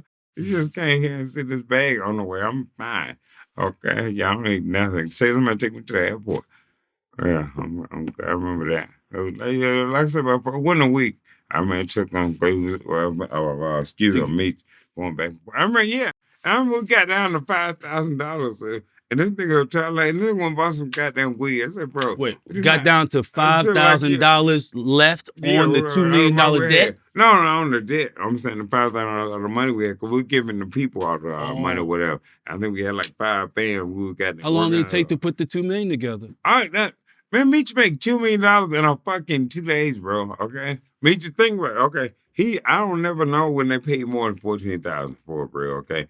The bricks never paid more than $14,000. All bricks always was around 17 or goddamn 18, 19,000. Now, what year we talking about now? Dude, well, I was there from like my 98, 99 until this shit, whatever. Right. So when this was happening, but we was cool and we were just friends at first. So we probably started but catching plays probably about 2000, whatever. You know what I'm saying? We was just kicking at first. It was just party shit. Okay. Getting to know you type thing. Yeah. So you knocked the debt out in about 2 days. Yeah, man, no, Yeah. him. He like, yeah, cause bro, I didn't know. T again explained it to me because we weren't arguing. We had colorful conversations. I don't want to call them arguments or whatever because I knew how much money he was spending because he only running a sack in Birmingham and St. Louis, and so of course, if we get in Atlanta party and he can get the money from Pratt, quick in Birmingham, quicker than goddamn waiting 8 hours. I don't know how far St. Louis is It's to like 8 Atlanta. hours. Like, Yeah. yeah, that's what I'm saying. Like something Mhm. like that. There's 2 hours, hour and a half. One of them goddamn car or whatever. So we got there and do that. But he always tell me like, bro, get us 50,000, we can go to the club. Get a 40,000, we can go to the club. Get 100,000, everything going. And I'm like, bro, like and I wasn't even fucking single. I'm like, it always end with this show goddamn money, bro. I'm like, we're gonna have to buy some dope in a minute, bro. Okay, you gonna sit in the car down there? Ain't gonna be no goddamn money, bro. It's not that he ever complained about that. You know what I'm saying? There not being fucking nothing in the truck because again, I didn't know he was making once T explained it to me. I'm like, oh, that's why this nigga don't fucking care, bro. Because you go, okay, if he give me and Jaybo do 600 bricks, right? He get look, some easy, quick math. He get 500, 5 bands of each brick. Okay, every 100 bricks, that's a goddamn half a ticket, bro.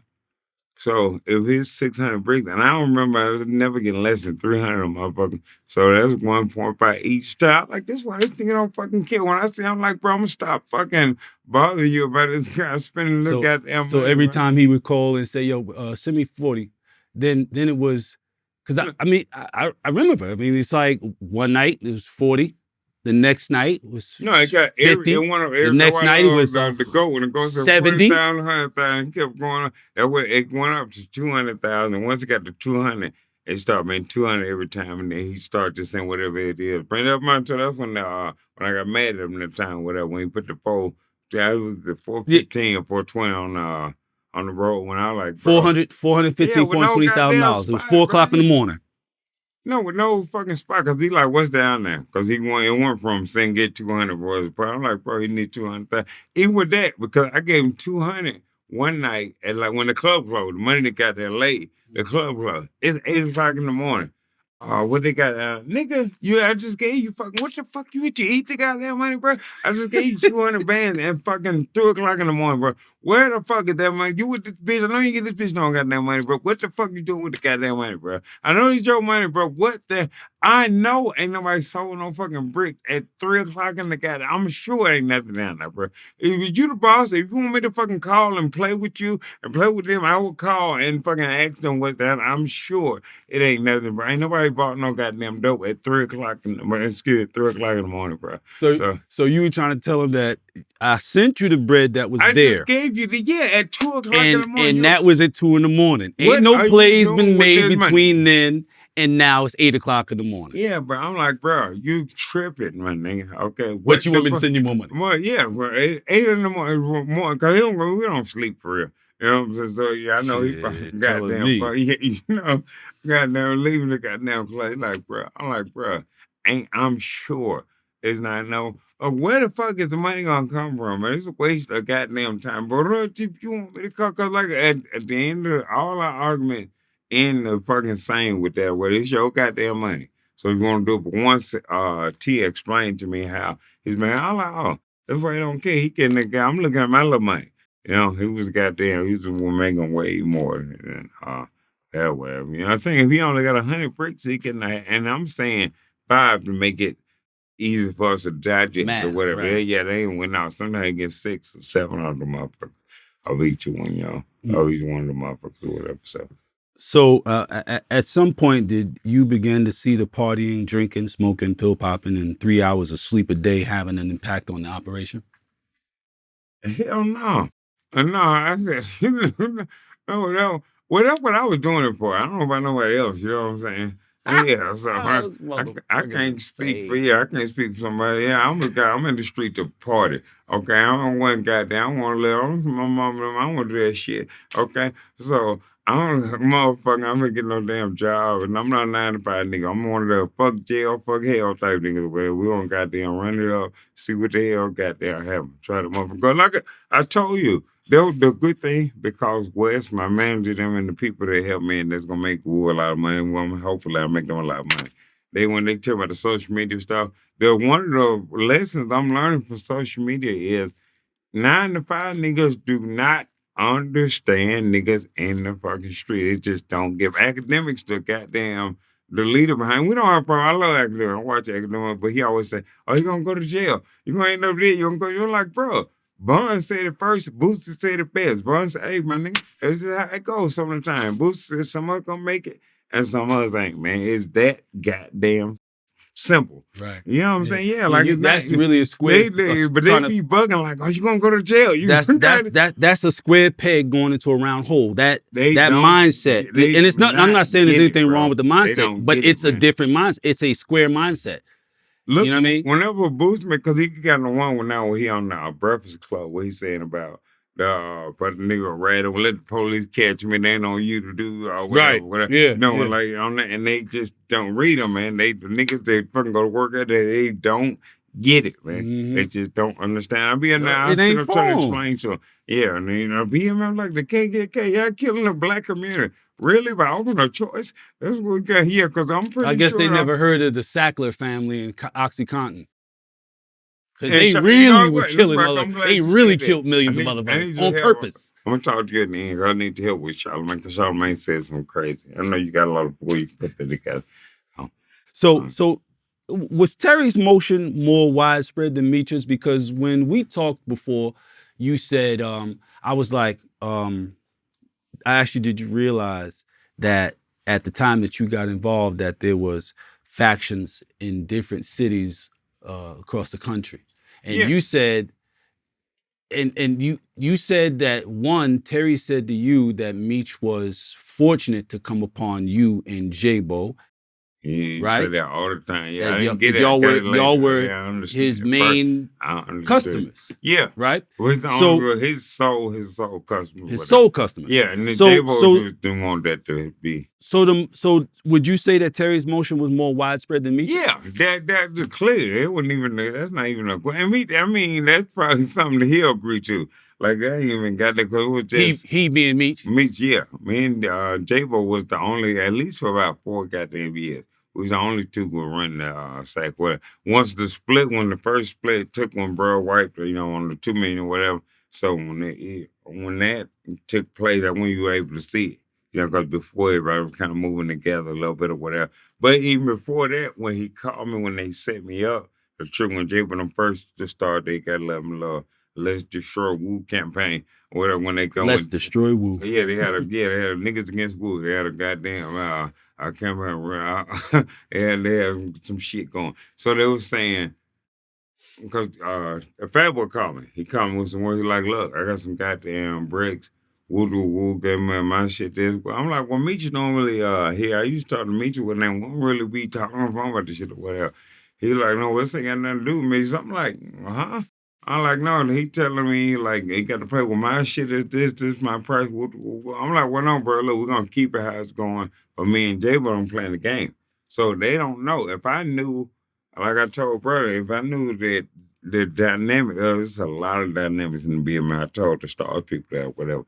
But and they hopefully they get most of them they can't whatever. But the main dynamic everybody know about is the relationship between T and Meech. At the time the new nigga, but I don't know. So when T even called me, I guess they probably had been arguing or something. He called me trying to pull me away from Meech, trying to recruit me away from him. Jaybo them hating like a motherfucker sees this as their opportunity to drive the wedge, try to take some of this shine out of Wu or what. Cause man, I did 100 bricks and a goddamn week or two. I done shot a nigga. I done gave Meech a bad ass bitch. I'm parking our cars in my house and trained to dress code. I'm like Tupac on death row. Like I done came and just motherfucking I done took the shit to another level without question. You know what I'm saying? And I don't know why a nigga with some self confidence gonna be bothered by that. Cause if we got LeBron James or Mahomes or whoever on the team, I'm gonna be excited. We finna blow y'all nigga out. I'm gonna be goddamn capping like a motherfucker, bro. Not goddamn in my fucking fit, not fucking doing shit that fucking go like I said, call him because they coerced me when they said when I got back on the game, we playing the game, I got up the game and I got in the game, they could see something was wrong with me. So they saying like, well damn, bro. Well, hell, I like, yo, Fat Boy. He's saying something about some work, whatever, moving. Say like, oh no, Fat Boy, we goddamn going in the motherfucker. He probably just needs some help moving shit. He like, I get shit from Oh, sometimes, so whatever. they were trying to convince you that he was Yeah, trying to give you some joints that he had hit, that he had yeah. No, stepped on. he was no. The Mason like he needed help moving the sack because see our shit. When me and me want to shine shoes, shit. That what it is to shine. That is another Meech quote. Either way, but he want to take too long. Is wrong. He Shining could shoes, take shine. Yeah, he got an uncut. Ain't no cut the trade. joint, Take shining play. Yeah, shoes. just get it and got hot potato. He going with the shit. Well, that's his plan work for him. And both of they plan work. T had a good fucking plan with T. That was the best shit because even though it was hitting him, you never lost money with T. And actually, I made more money on each break. I made more on Meech overall because we was, I did more business with him, whatever. But with T on each brick, yeah, cause, like I said, because the shit was way cheaper and it was so, because if you could work with this shit, you can motherfucker, because everybody, some niggas taking it up top or whatever. Right. So if they're taking it up top, Right, as long you as it ain't going in the water. Yeah, and some motherfucker will, but if you're gonna want you whipping the shit, you still ain't got that. Like some nigga know The how whip to cook game the is right. shit. Yeah. Yeah, ain't motherfucking boy. So they won't have no problem. What we'll do, like what I would do, if you lose, cause he replace it, he gonna send you 20 or 30 bricks, and he gonna send you 4 or 5 more and play whatever nigga lose. Say if anybody lose him, just give him some out of these or whatever. You know what I'm saying? And so we look at him, and what I would do, I like, look, if you lose, I'm gonna replace what that's it.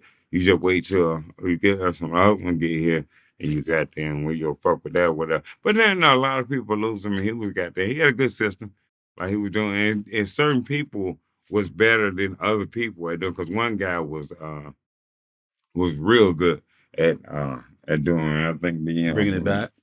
Yeah. Okay. So, real quick, tell us about what happened to the van full of party favors on its way to New York. Well, a lot of times when they would catch this BMF man, it looked like a shipment of drugs. It actually was the goddamn Meech getting ready to go to the club. Like I was telling you with the shit about the 400,000 when we got into the argument, whatever, 200,000 every time. Normally that's what niggas using to buy dope with, okay? But that's I bet that's how I make it do. That's my man from New York called me. He said, bro, he said, your man over here, he's just been in the Waldorf store for a month. I Yep. can't stay in that motherfucker a night. Okay, he said, I know he done got about 40 rooms. He said, I know he's spending about $30,000 a goddamn week at that motherfucker, bro. I said, yeah. I said, that's him. I said, that is him. But once we saw how much money, but it made this nothing, all that, I wasn't impressed no more about the spending once I see how, you know what I'm saying, how much So how that much money it was making. that van that got popped with it was a Yeah, bunch of pills, a bunch of ecstasy pills, like 500 or something. 500 ecstasy pills, about what 5 pounds of weed. It was like 300 bands and or it, something. yeah, like 300,000, Yeah. and they thought they had a drug bust. Yeah, but that's what I'm saying. They hit the party van. His party party van. band, like, and then see here in New York. You know how y'all don't believe that nothing good but New York shit. Okay, you might do to the most arrogant motherfuckers since war. Okay, you cannot deal with New Yorkers. Okay, either way, so Meech know he got a goddamn he in New York. He got a guy. He can't play up there. He the flex king. We know he got a goddamn. You know what I'm saying? He got a goddamn go crazy in New York. So. Yeah, and that was the whole thing or whatever. Like, so you send it in the goddamn car. Like, bro, what are you doing? These people got a trafficking case. They're bringing this stuff over here for you to party with, bro. So at some point, did Jeezy try to pull you away from the streets and into the rap game? No, well, he didn't. He didn't pull. He came to when he told me about the play for the music, and I blame Birmingham on it. But when the mayor adopted this movie, okay, and filmed this film in Birmingham, put this $50 million for free money in the movie. I mean, the city, everything gonna change, okay. But at the time when Jeezy came to me with the play, I didn't understand it. Because I didn't understand, didn't register me like with an Atlanta nigga. Mhm. Like if you 21 Savage, you seen Future and Tip and all these niggas and Tip them seen Outkast and Right. Crip and everybody. Right. So they seen proof of concept. Yeah, exactly. In Birmingham, you in the goddamn Pratt City, you're in the fucking trap, or you got a job, or you doing a combination of both of them motherfuckers. You know what I'm saying? Right. So when he came to me, he look, and that nigga I give him a lot of credit because everything he said was gonna happen and happened exactly like he said what happened. As far as he showed me how to put the song together, how to get the beats, where we can go, how we was gonna do this, how it was gonna work out with the whole thing. Everything he said worked, and he did it at a point when everybody knew I was a millionaire, and he would. So he could have had it in his heart, and our relationship had started going because if I would have thought, I would thought he would have did it for Blue because they was having their relationship was kind of superseding ours or whatever because he had they was doing music together, whatever, you know. Right. Because he would always say like, bro, you ain't never had the goddamn house. He said, I'm over here every day doing music. I never see you, bro. I like, no, I said, well, Meech kind of goddamn had to manage the guys at their house. I manage the guys at their house over here, whatever. He's like, yeah, when we could be out, like, oh, we always go out together, whatever. But during the daytime, we kind of, you know, we kind of got some different shit going on. But he used to say that. I was like, bro, you never, I ain't never seen him. I was like, nah, I ain't. And I told him, I said, no, but the dude over there, he's like, nah, that nigga crazy. I said, that's him. You know what I'm saying? No, he was getting this taste. I got no meat. So you did end up messing around a little bit though. Like you later. built a studio in your crib. No, because I started because it didn't hit me. To one day, I had to, because I used to go on the road with him all the time with the shows, whatever. Like I said, we was hanging together before even the BMF shit. So I always, especially when he go to Nashville and shit when he closed. But one day he said he was going to New York, I remember. And I was like, bro, I heard you goddamn calling New York, bro. I'm going to New York. So, okay. Next day, I put the bitch on the goddamn couch. Come in the house. I'm take a shower with him. I'm about to get my brain blown out, right? Turn the TV on. Boom. Young Jeezy, 106 and Park. I'm like, oh shit. When it hit me, I told the bitch, like, that's your boy. I like, yeah, I'm gonna go out happy for it. And I felt that, you know how you get that goddamn. Goddamn, the nigga fucking told me, man, to hit me in the end. And he even came back and got me a contract with Def Jam after the damn Music or No, you know what I'm saying? Even I passed all the stuff when people were mad at for not doing stuff. And he put my heart on the gangster shit. Like as far as that, like he was a real nigga in terms of that. Mm-hmm. You know what I'm saying? Even though like the stuff with Cut and all those stuff in between them now get along with, okay, I got this, whatever, you know, but the relationship, but people, I usually have a different relationship with niggas than everybody else or whatever, you know. Was it Coach K that ultimately convinced you to take rapping seriously?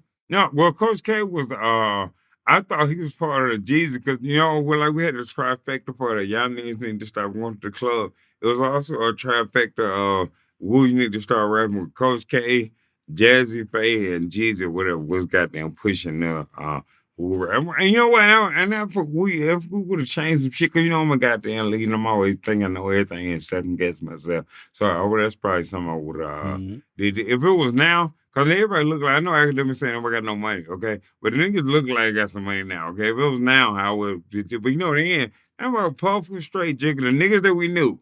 Okay, that we was around Jay and goddamn, but you know what I'm saying? Every nigga, the rappers wasn't looking like, you know, better than we were looking. Yes. You know what I'm saying? You know, you was good. Yeah, you know how that shit.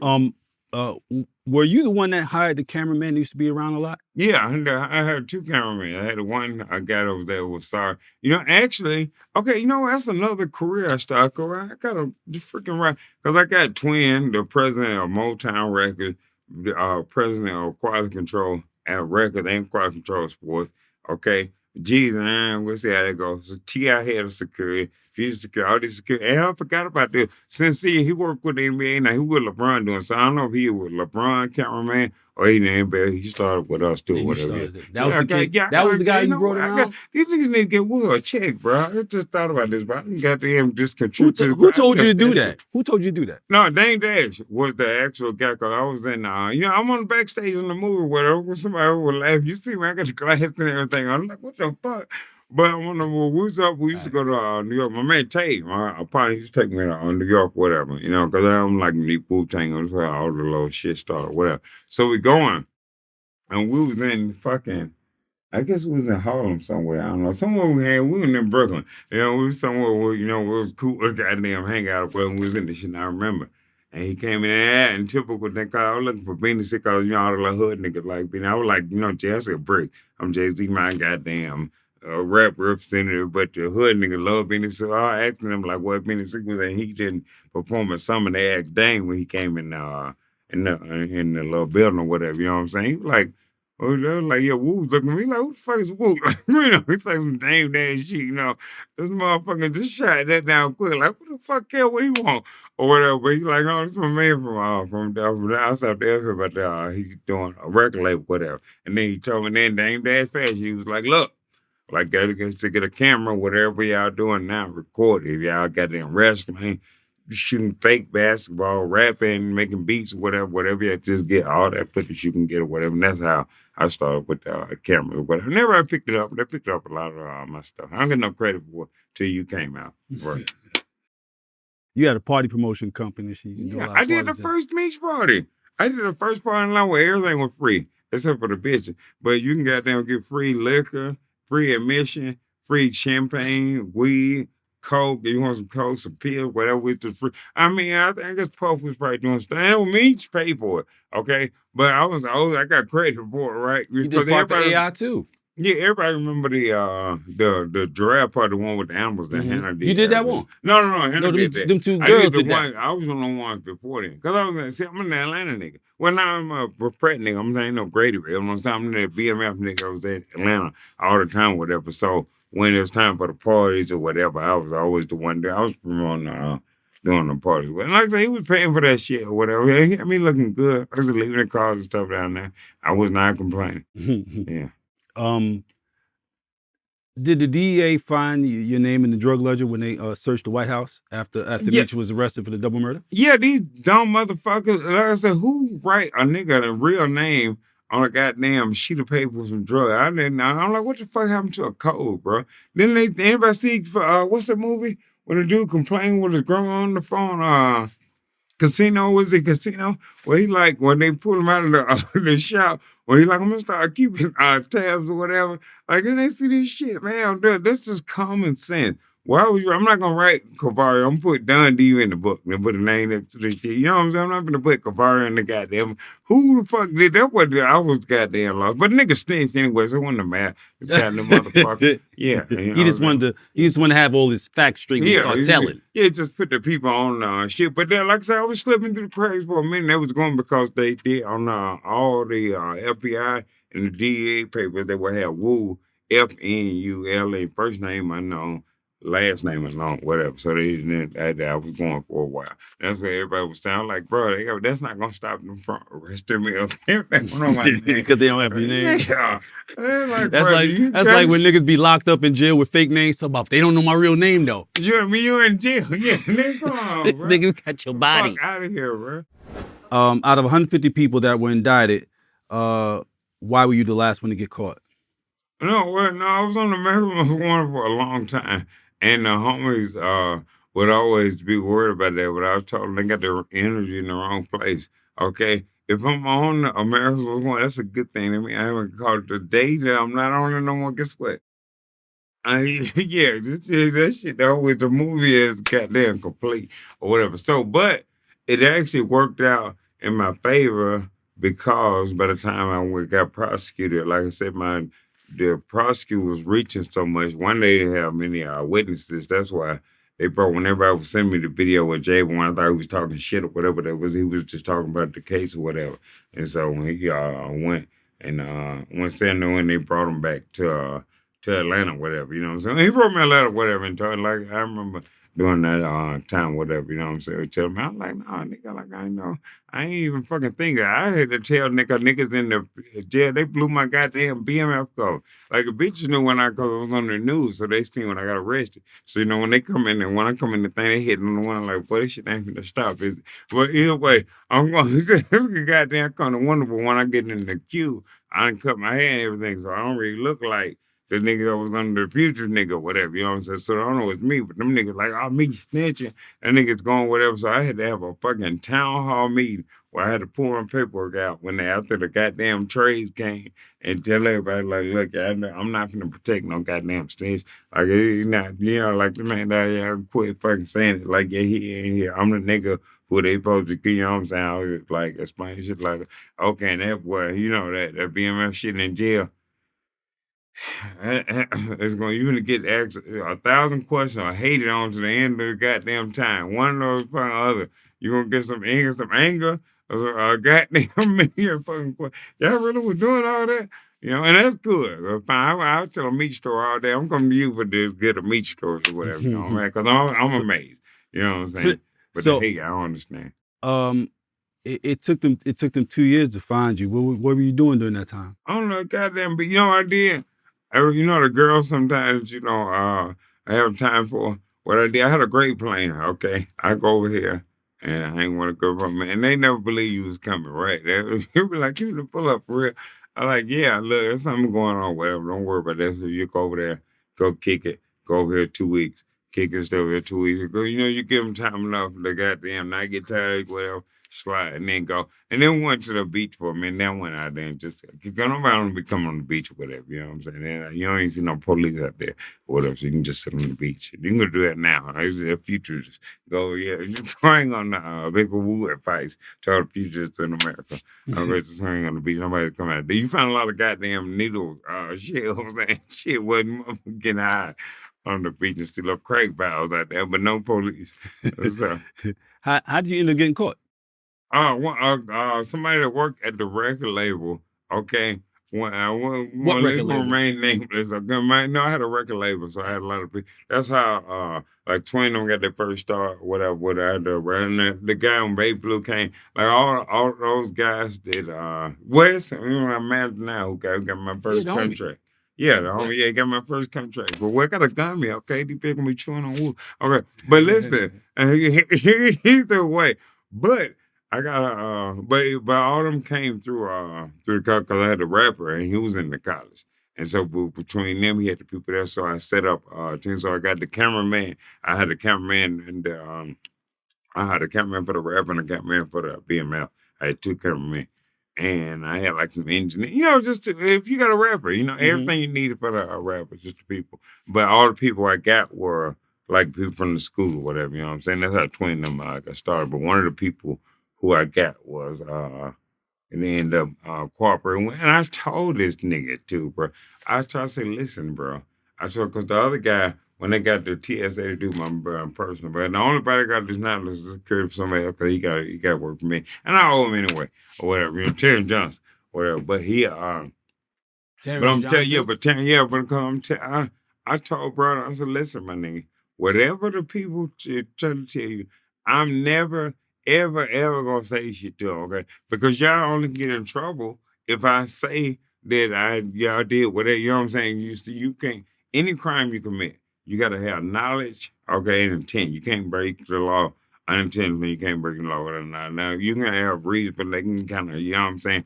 Kind of finesse that shit a little bit to lock your ass up, whatever. But every law you ever read in the beginning of it is they knowingly did this or intended. You gotta have knowledge and goddamn intent. Well, so, but if we're saying you're not, that's how I got to do a case drop. I got to, we had the championship, had a federal case, and like I said, I feel like I'm the reason for the case. So now I would, I'm a flexing ass nigga, Cavario. I would love to have that on my goddamn gangster belt, okay? Because I'm a top 10 gangster right now. If you hate top 5, you telling the truth. Either way, but hey, you motherfucker, who got a case drop, bro?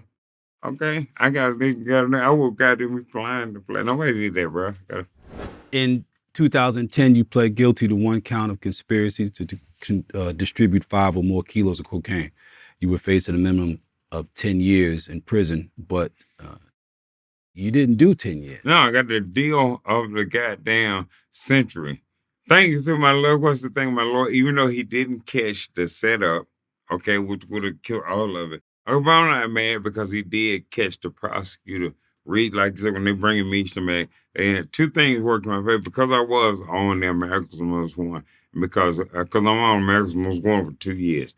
I'm fighting it 2+ years. I'm fighting the case for 2+ years. So that's 4+ years besides all the years it take them to indict me. So now the snitches, they only doing 2 or 3 years. So now when it's time for me to go to court, they don't have no snitches. That's why they bring in Meech and Jaybo and everybody trying to flip them or whatever. And they go for court. They weren't doing shit like that, whatever. But either way, now they bringing them now some kind of way. Because he came to me, he pulled me out of the shit. He like, man, you tell the person this? I'm like, hell no. I like, bro, if I'm snitching, you're my fucking lawyer. They're gonna tell you if I'm fucking talking to them, they're gonna fire your ass. Like, you're not gonna be no goddamn lawyer. Yeah, Right. like it just doesn't make sense. But he like, no, I just want to make sure I want to go. I get before he file his motion or whatever to go and put the prosecutor. Well, like I said, we have called, but he'll judge now. So that probably wouldn't have, if it went through or whatever, then we worked the deal out. And like I said, this motherfucker, we got a deal. You still running your goddamn mouth in the fucking court because the judge wondering what the fuck going on because she ain't with it. She saying, okay, this nigga a drug kingpin. Yeah, until he the only motherfucker in America to go between the brothers with the goddamn work. He ain't had to pick a side. He got all these people over here. He did this in Alabama, goddamn Atlanta. Okay, but y'all ain't trying to blow his head off. What the fuck going on? And he ain't snitching. Like, we cooperating. I understand why y'all getting a break. But why y'all not getting a break? Then he's saying, oh, well, he motherfucking then goddamn made up all this shit. When he's like, okay, again, if he goddamn lying, why is y'all giving him a fucking break? Because they saying I got a minor role, a goddamn, the minor role, the first shit on my BMF paper say I'm one of the leaders of BMF. The first thing on the minor role shit, you can't be a leader. You know what I'm saying? So they like, hold up, she not fucking getting it. The only thing, the end of the shit, she said, if y'all agreed on something, I'm not going to get between the agreement.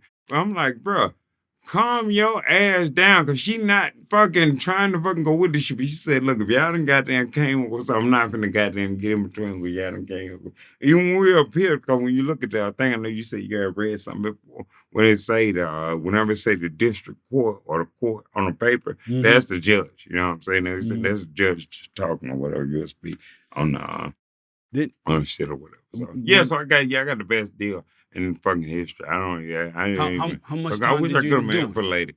But I did probably 10 total, but that's between violations shit on the BMF. I mean, on the first case, she felt like 7, 8 years, some shit like that. Whatever. I mean, nothing.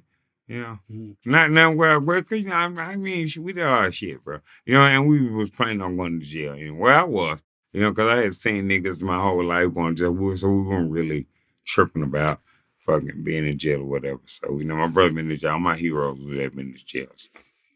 So when you were on America's Most Wanted, did a friend of yours get charged with harboring a fugitive for helping you? The Terrence on TSA, the bodyguard, the original. Oh, well, not the original one, the main. My friend, whatever. You know what? And that was got because I told her I was doing pretty good with the whole prison thing because we kind of felt like it was gonna happen or whatever. But with that fucked me because I know he didn't fucking have nothing to do with it. And you hate to see your goddamn bullshit affect somebody, you know what I'm saying? Affect somebody else in a goddamn negative way or whatever. Because that's why I moved away from it. I felt like I just totally, because once I decided I was going to be a gangster, I just gave up on the whole fucking idea of just being with a family and shit or whatever, you know what I'm saying? Like Thanksgiving, I don't do none of that shit. You know what I'm saying? I did when I was just like, I'm gonna be a criminal. Okay, I just don't want to. I get it. Just not been doing that, whatever. So yeah, so now but now my plan ain't working. Okay, now because now innocent people that have nothing to do with this are affected by my bullshit. So what year were you released from the original indictment, arrest, conviction? When the fuck did I get out of jail? I went to culinary school. I don't know how to look and see. Okay. I remember what the guy do. I remember that. Because it was trying to make Wool get a job. I wasn't doing shit like that. No damn. Fuck that. So, I mean, when did they catch you? For the I thought you said release, bro. You gotta get your question when right, you bro. said, I'm trying to find out when you got out, like, because you end up going back. I went remember. back I remember the violation. But you appealed. You appealed the violation. You appealed. I appeal all that shit. And you just be, niggas, bro. Niggas don't want to go to jail, Cavario. They can't help it on some liquor shit. have it Okay, both better ways, than goddamn baby. snitching. Okay, you gotta appeal. Hold it. You gonna throw some goddamn bricks at the penitentiary, bro? So you accepted the inevitability of going to prison, but when you did go to prison, you did not accept your prison sentence. Well, you see, I'm a fake ass jailhouse lawyer, dude, Cavario. So at the point, you'll see some stuff And you see so many. I'm one of them niggas. If somebody did something, who can do it or whatever. So I see Right. so many niggas doing shit, beating the case and getting out of jail. Well, I'm like, look, I'm not gonna do it because the people who prosecuting you, people like you, people, so they make mistakes. You know what I'm saying? Like even I remember in the Don Diva or Don one episode. I remember a story specifically. And they said, look. You could say some incriminating shit on the ninth, and the warrant might be up on the fucking seventh or whatever. So they say you need to. I don't know if it was encouraging people to get a lawyer or study somewhere, but I remember reading Always. that when the girl, because you wouldn't have, you wouldn't fucking with. There was some girl used to be at the at 112 all the time. I used to buy the book. That's my little sis, man. Yeah. Right, bro. She probably don't even fuck with you, bro. Knock it off. Man, we were just together last week, bro. Call her right now, bro. No. Come on. Yeah, that's what I thought. Yeah, that's just what I damn thought. That's Shanae. Shout out Shanae. Okay, my dog. That's my dog. She was the one that told me, yo, this these guys down there, and every time I see them, they give me $50, $100 for a copy. Yeah. No, but that's what I'm saying. You wasn't here, Cavario, okay? You was not goddamn shooting one to an air fucking time. She sure was. She sure was, man. She broke it. She broke Don Diva here for me. Yeah, it's funny. My house was here, but I was never here. But see, people got. So she would bring them down. Yeah. I don't know who came up with that flower shit. Probably fucking Charlamagne or somebody. I don't know. If I told you, you say a bitch who gave you some flowers, she gonna look at your credit. Well, you need to have your credit. We're gonna salute you because we salute Vlad because people don't really look at. They telling the police, okay, bro. But what we gonna see if I'm a goddamn nigga in the street? And I'm just want to be a criminal. I ain't worried about the rest of this shit. Okay, now I can see Rick Ross. But I'm in LA somewhere. Yeah, I know Rick Ross. But now in Pratt City, I don't know Rick Ross. So it's good for me to be able to look on somewhere. And where can I look and see him and get motivated? But so like, oh, you know what? I can set that. I could set myself on that path to be able to. If that's what you want to do, because some people don't want to do the rest of that shit. You know what I'm saying? Like some people not gonna buy into the system. Well, like I'm not. I'm just trying to fuck their system. We're just not doing that. Right. You know? Yeah. So, I definitely want to say something about this. Something about giving flowers, right? So, yeah. You were. Now these not for you. Okay. You were. Meech neither, bro. You were locked, right? You got locked up, right? And they came and they got Jaybo, like you said, right? And after, like, soon as they got Jaybo, what were people saying about Jaybo when they first grabbed him? Well, not even when they first grabbed him, bro. Throughout the course of his goddamn BMF career, everybody that we met, that I met from St. Louis, said the same thing. He gonna tell on you, get caught. And, he don't goddamn, he not as aggressive as some people about handling his L's, and go out clean his face up or whatever. You know what I'm saying? So so that's what everybody was saying, right? Yeah. And then when he got interviewed, he told Vlad that the feds pulled him out of his cell and flew him across the country just to ask him to tell on you. And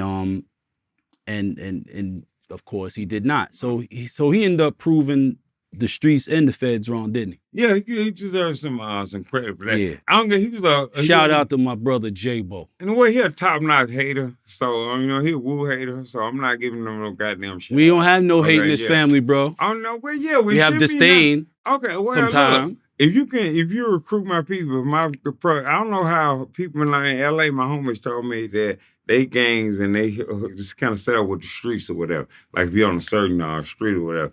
What we do our shit is, it might be 20 of us. Out of the 20 people, it's probably like Thugdom shit. It's like, and I fuck with Lucidum too. It's like goddamn, it might be 8 families or whatever. You know, me and him brothers, this our cousin when they play football together, whatever. So you recruiting my cousins and asking them to stop fucking with me and then fuck with you. Why? Okay, and then you telling Meech that I'm motherfucking more loyal. I'm not loyal to you. I'm loyal to Fat Boy because I'm having Fat Boy move the sack when you coerce me and then getting this work from this man. You know what I'm saying? On some shit like I'm helping him move the goddamn sack. What are you? Yeah, this not unfucking deniable stuff. Then I give y'all people that fucking in the event of my goddamn get my brains blown out or fucking in jail that you can goddamn run the place to. You stop eating and work. Okay, yeah, so wait, so why ain't no hating for what family you talking about, Cavario? All this shit was happening. And this the shit that I know about. This ain't even the goddamn, you know what I'm saying? And what is this behind something? Cause Wu can give you a list of pussy ass shit these nigga did, nigga lying, stealing, doing all kind of goddamn flex in the air, goddamn thing. Wu ain't did shit, bro. They can't say nothing that I never fucking did to stab somebody in the back. I don't even talk about them niggas behind their back, bro. I don't know shit. So man, fuck that nigga. I ain't know some hate and what I don't Don't know. say that. Yeah, man, man, fuck that motherfucker. I'm sorry. Yeah, then you got cut shit. Okay, I'm just For getting the, on because it's you know unfucking what though? necessary, bro. You Like know, what the fuck? cats, I'm a nigga too. I'm a cat, man, Cavario. What the hell? What did I do to them, bro? I ain't did them but coming in. I'm shooting motherfucker. Look ain't shoot. Look ain't have no goddamn gun, bro. I'm shooting motherfucker. Them ain't finna shoot shit. Nigga, let nigga treat them any kind of goddamn way, bro.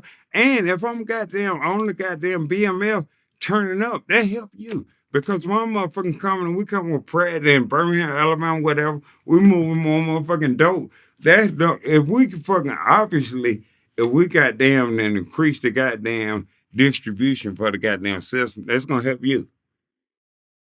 If we goddamn putting goddamn holes in nigga, that help you. Cause y'all was really on some bullshit for real. But now nigga ain't really saying that now, cause there's something in the nigga mind. That motherfucking like, well, I don't know. You know, he would goddamn Cavario them know, man, to be able to goddamn treat him like we did before. So my presence help you, but it wouldn't receive warm. It would receive with hate. Why? Well, tell me one goddamn thing I did to hate. Even with the bitch, I pulled the bitch out of the fucking club. Okay, I'm sorry, Queen. Okay, we coming to the guy. When we got to the house, she told me she had a baby, bro. She to fuck with him or something. I called him on the phone immediately.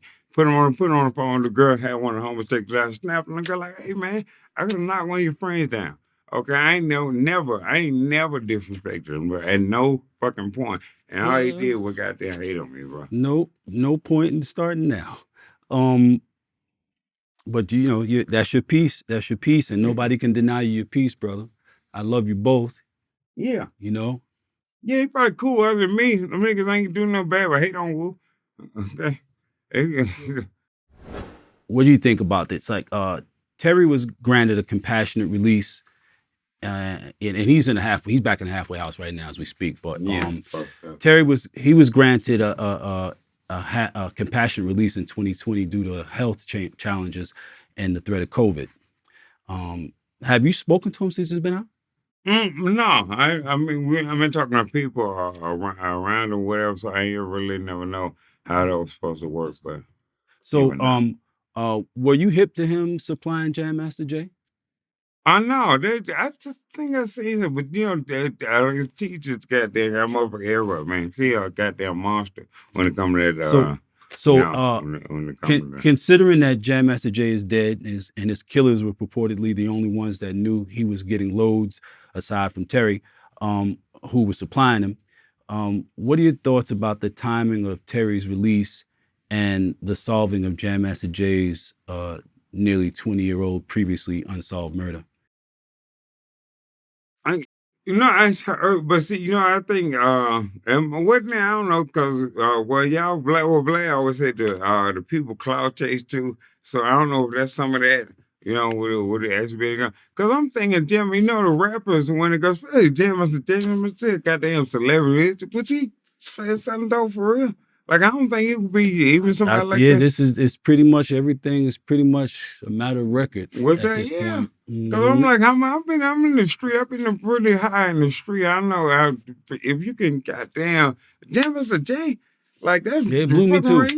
Blew me too, bro. Like blew me too. That's like a legend in the goddamn. Yes, no doubt. No doubt. I never would imagine Jay. I guess some people be. But I'm saying, like, I mean, you know how it is. Like sometimes things don't work out the way that people perceive they should, and cats go back to what they know, or reach what's available to them. But now if he in the street, BMF definitely a good deal for anybody in the street.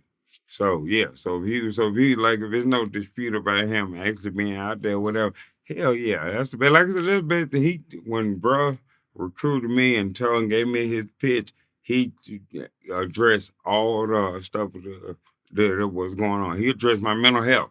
told me how to prepare mentally to be able to control these cities and these states or whatever. How to have all these people goddamn fate in my hand. How to, we was gonna be able to deal with this money. Told me to go buy a house, 2 stories, nobody. Now my baby mama house. I don't know why he kept saying that. Now my baby mama house, but a house that I can go to by myself and just let my mind be able to be able to flow or whatever. So. I mentioned earlier how you were arguably the most significant single member of the mob. And I say that because you seem to be the living intersection of so many BMF events and advents. The BMF movie, she gonna put it on the caption. It's gonna be on the, she gonna put woo, BMF movie, BMF underscore movie. Okay, I got the only one with a movie. And yeah, I definitely left movie. Aside from wearing all black and the infamous mob motto, "You violate, we demonstrate." Well, that was Meech.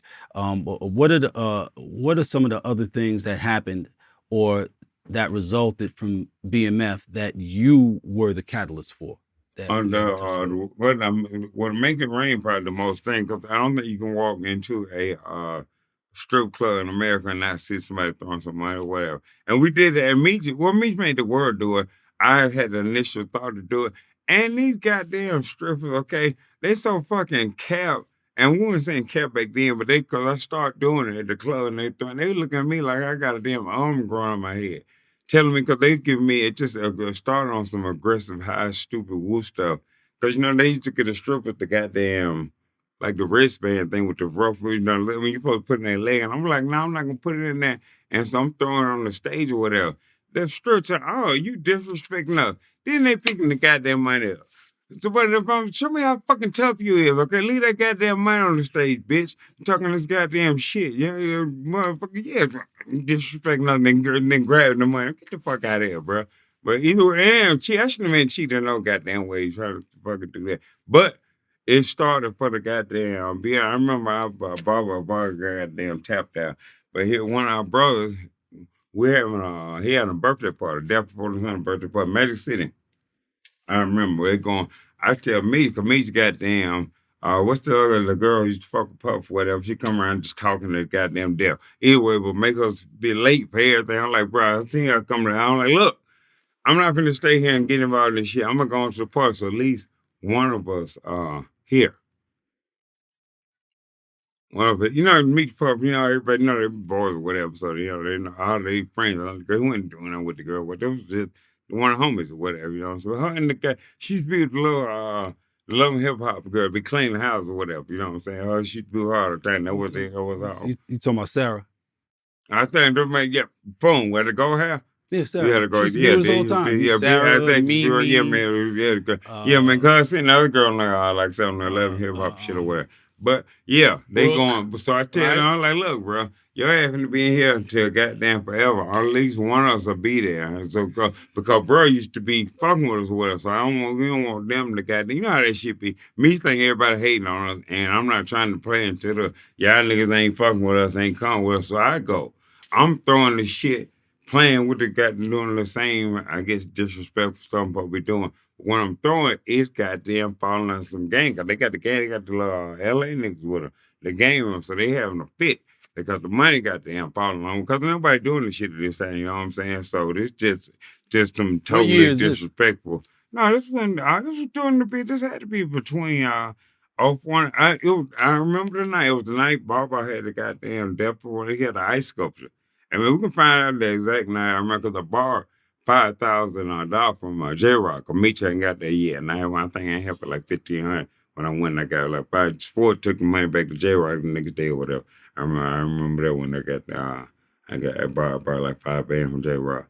I motherfucking got it. And I was throwing the money in. And he had Meech. Everybody hating on us. But when they start having a fit, he like, well, no. After that, he like, well, fuck it. We all going, like I said, with the whatever going on, it's just the perfect goddamn leader. The mental health, the chemistry, whatever the girl, you know what I'm saying? You see, whatever, anything you read in the goddamn, and that's probably what they were doing. Anything you read in them fucking leadership books that a nigga supposed to do, the goddamn build chemistry and to have everybody motivated, which he was doing all that stuff. And like I said, I was responsible for implementing the system away from him. Because him and Jaybo like them, they used to guy all the time, whatever. So they got to, he ain't probably had to instruct him as much about what he wanted. And, I'm ignorant. I think I know everything. You know what I'm saying? So, he got to go. I'm like, bro, I'm going to do that shit. So, is it true you became somewhat of a chef while you were in prison? I know. You know what? I was always telling nigga, right? I can dance like a motherfucking chef, gang. But that would have been said the other day, like, you are hilarious. You be frying so much. We did not know you was this fucking fun. I'm like, man, come on, bro. I ain't got a box, I ain't check. But no, I actually knew how to cook. But when I got in the feds, when you get out, and they saying you got to get a job or you got to go to school for training to get a job. And so that's how I ended up at the culinary school. Well, so when there, I just became, and that's one of the things, that we worked on, because we got some now. I'm working with DeLon Scott and Molip or whatever. I'm going to go, that's the plan. I got something called a hip-hop cuisine, because all the cultures got a cuisine, but the hip-hop culture don't got one or whatever. So that's something we want to do. I got your chef. We got a food truck coming from your chef, and we're going to put the hip-hop cuisine on there. Because think about shrimp fried rice, right? Chinese cuisine, right? Patties, you're a New York nigga. Patties, you know what patties is. A lot of motherfuckers know what patties is, right? Beef patties, whatever. Jamaican cuisine, right? What's the hip hop cuisine? Hip hop the best culture going, bro. Okay, they produce woo. What they got? What y'all got in exchange? Shit, nothing.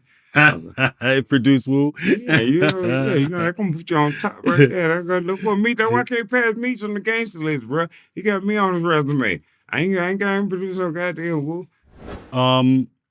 So Blowing Money Fast, the film. Who wrote it? Who's producing it? What kind of budget will it have? Okay, who wrote it? Orlando Jones. I think what Orlando Jones right? Drumline. Shit. Well, yeah.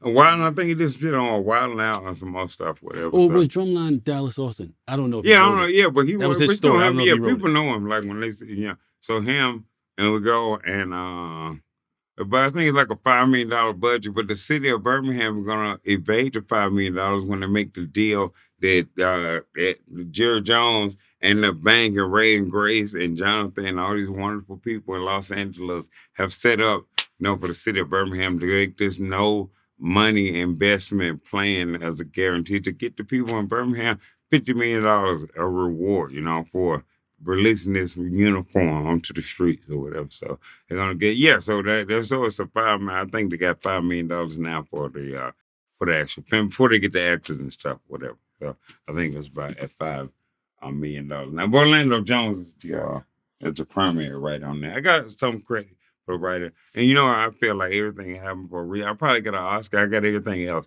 So I wouldn't be surprised if I got some kind of award. I wouldn't be either. I wouldn't. Yeah, I would not. We're not gonna be spread award on time. I'm gonna start crying, Cavario. I'm gonna be like.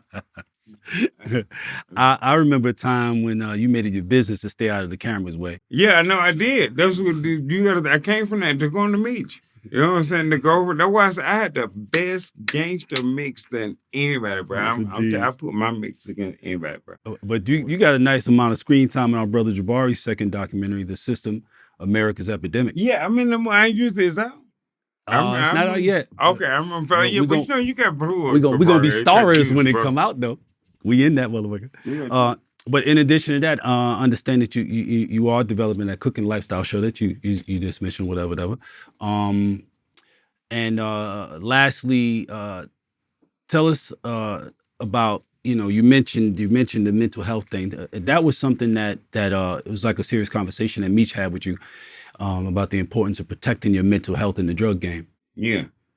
And with this, because I guess he knew how much money he was about to make. He probably had more experience with dealing, dealing with. And like I said, I probably needed in his mind, definitely, probably not probably the goddamn truth, but I needed more schooling or whatever. Because I'm the one there, say when Jaybo together every day. It's only me, him, and Jaybo getting the. Well, it's only me and Jaybo really getting the money. You know what I'm saying? Meech get the boss. He put in the play, got board, getting the sack, whatever. Jabari, goddamn, doing. Doing deliveries, man, yeah, something. But I'm away from him. He got a mansion, they will go one next door to him. Like, they not goddamn, you know what I'm saying? So it ain't, he got to tell him to worry about shit. Like, even when I was going out partying, when I made the deal with the goddamn, with I think Allen, one of the promoters, for 80. They wanted $80, and I gave like $40 or something again. This nigga had a fit. Bro, what the hell are you doing? If they want $80, you give them $100. I like, what? I like, bro. I said, no, because I'm telling them, look, I just spent. Well, I'm about to spend $20,000 on bottles, bro. I'm not going to pay you a top dollar for everybody getting the club, whatever. This nigga went crazy. I That's why I know. said they have. I know he did it every time. Look, they even turned BMF into something that he won't believe what the fuck going on now. With some of this goddamn the way he used to be. This nigga was terrible. But think about it, man. You know how he is, bro. He gonna overpay for it. We always didn't want to need no money, man. That way they say that's his motto. We need no goddamn money.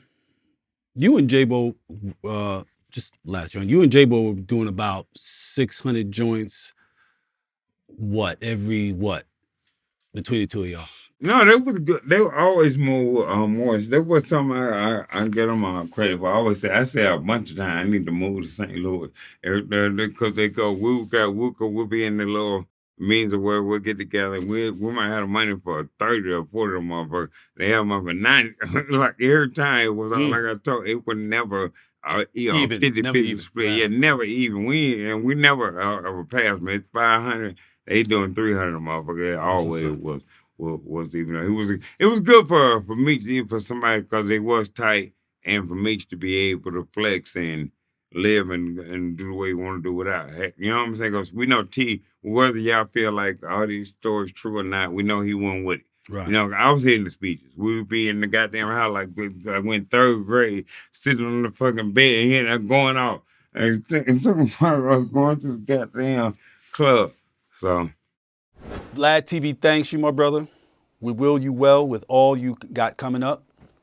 Love for life. I mean, it's love for life. These things, appreciate it. And, you know, this is it. You did the Meech interview, the one review. You know. Yeah, that's the bookends right there. Yeah. I can hang up my journalist hat now. Yeah. You got it now. You're going to the top. You know what? I got a podcast. So we're going to go. I'm sure I got a twist to it. You'll see. But you're going to be like, oh, what's the name of it? Oh, throwing money fast. Not blowing money fast. Throwing money fast. Oh, that's what's up. Yeah. So looking forward. You say, yeah, watch. I love it. All right. Peace.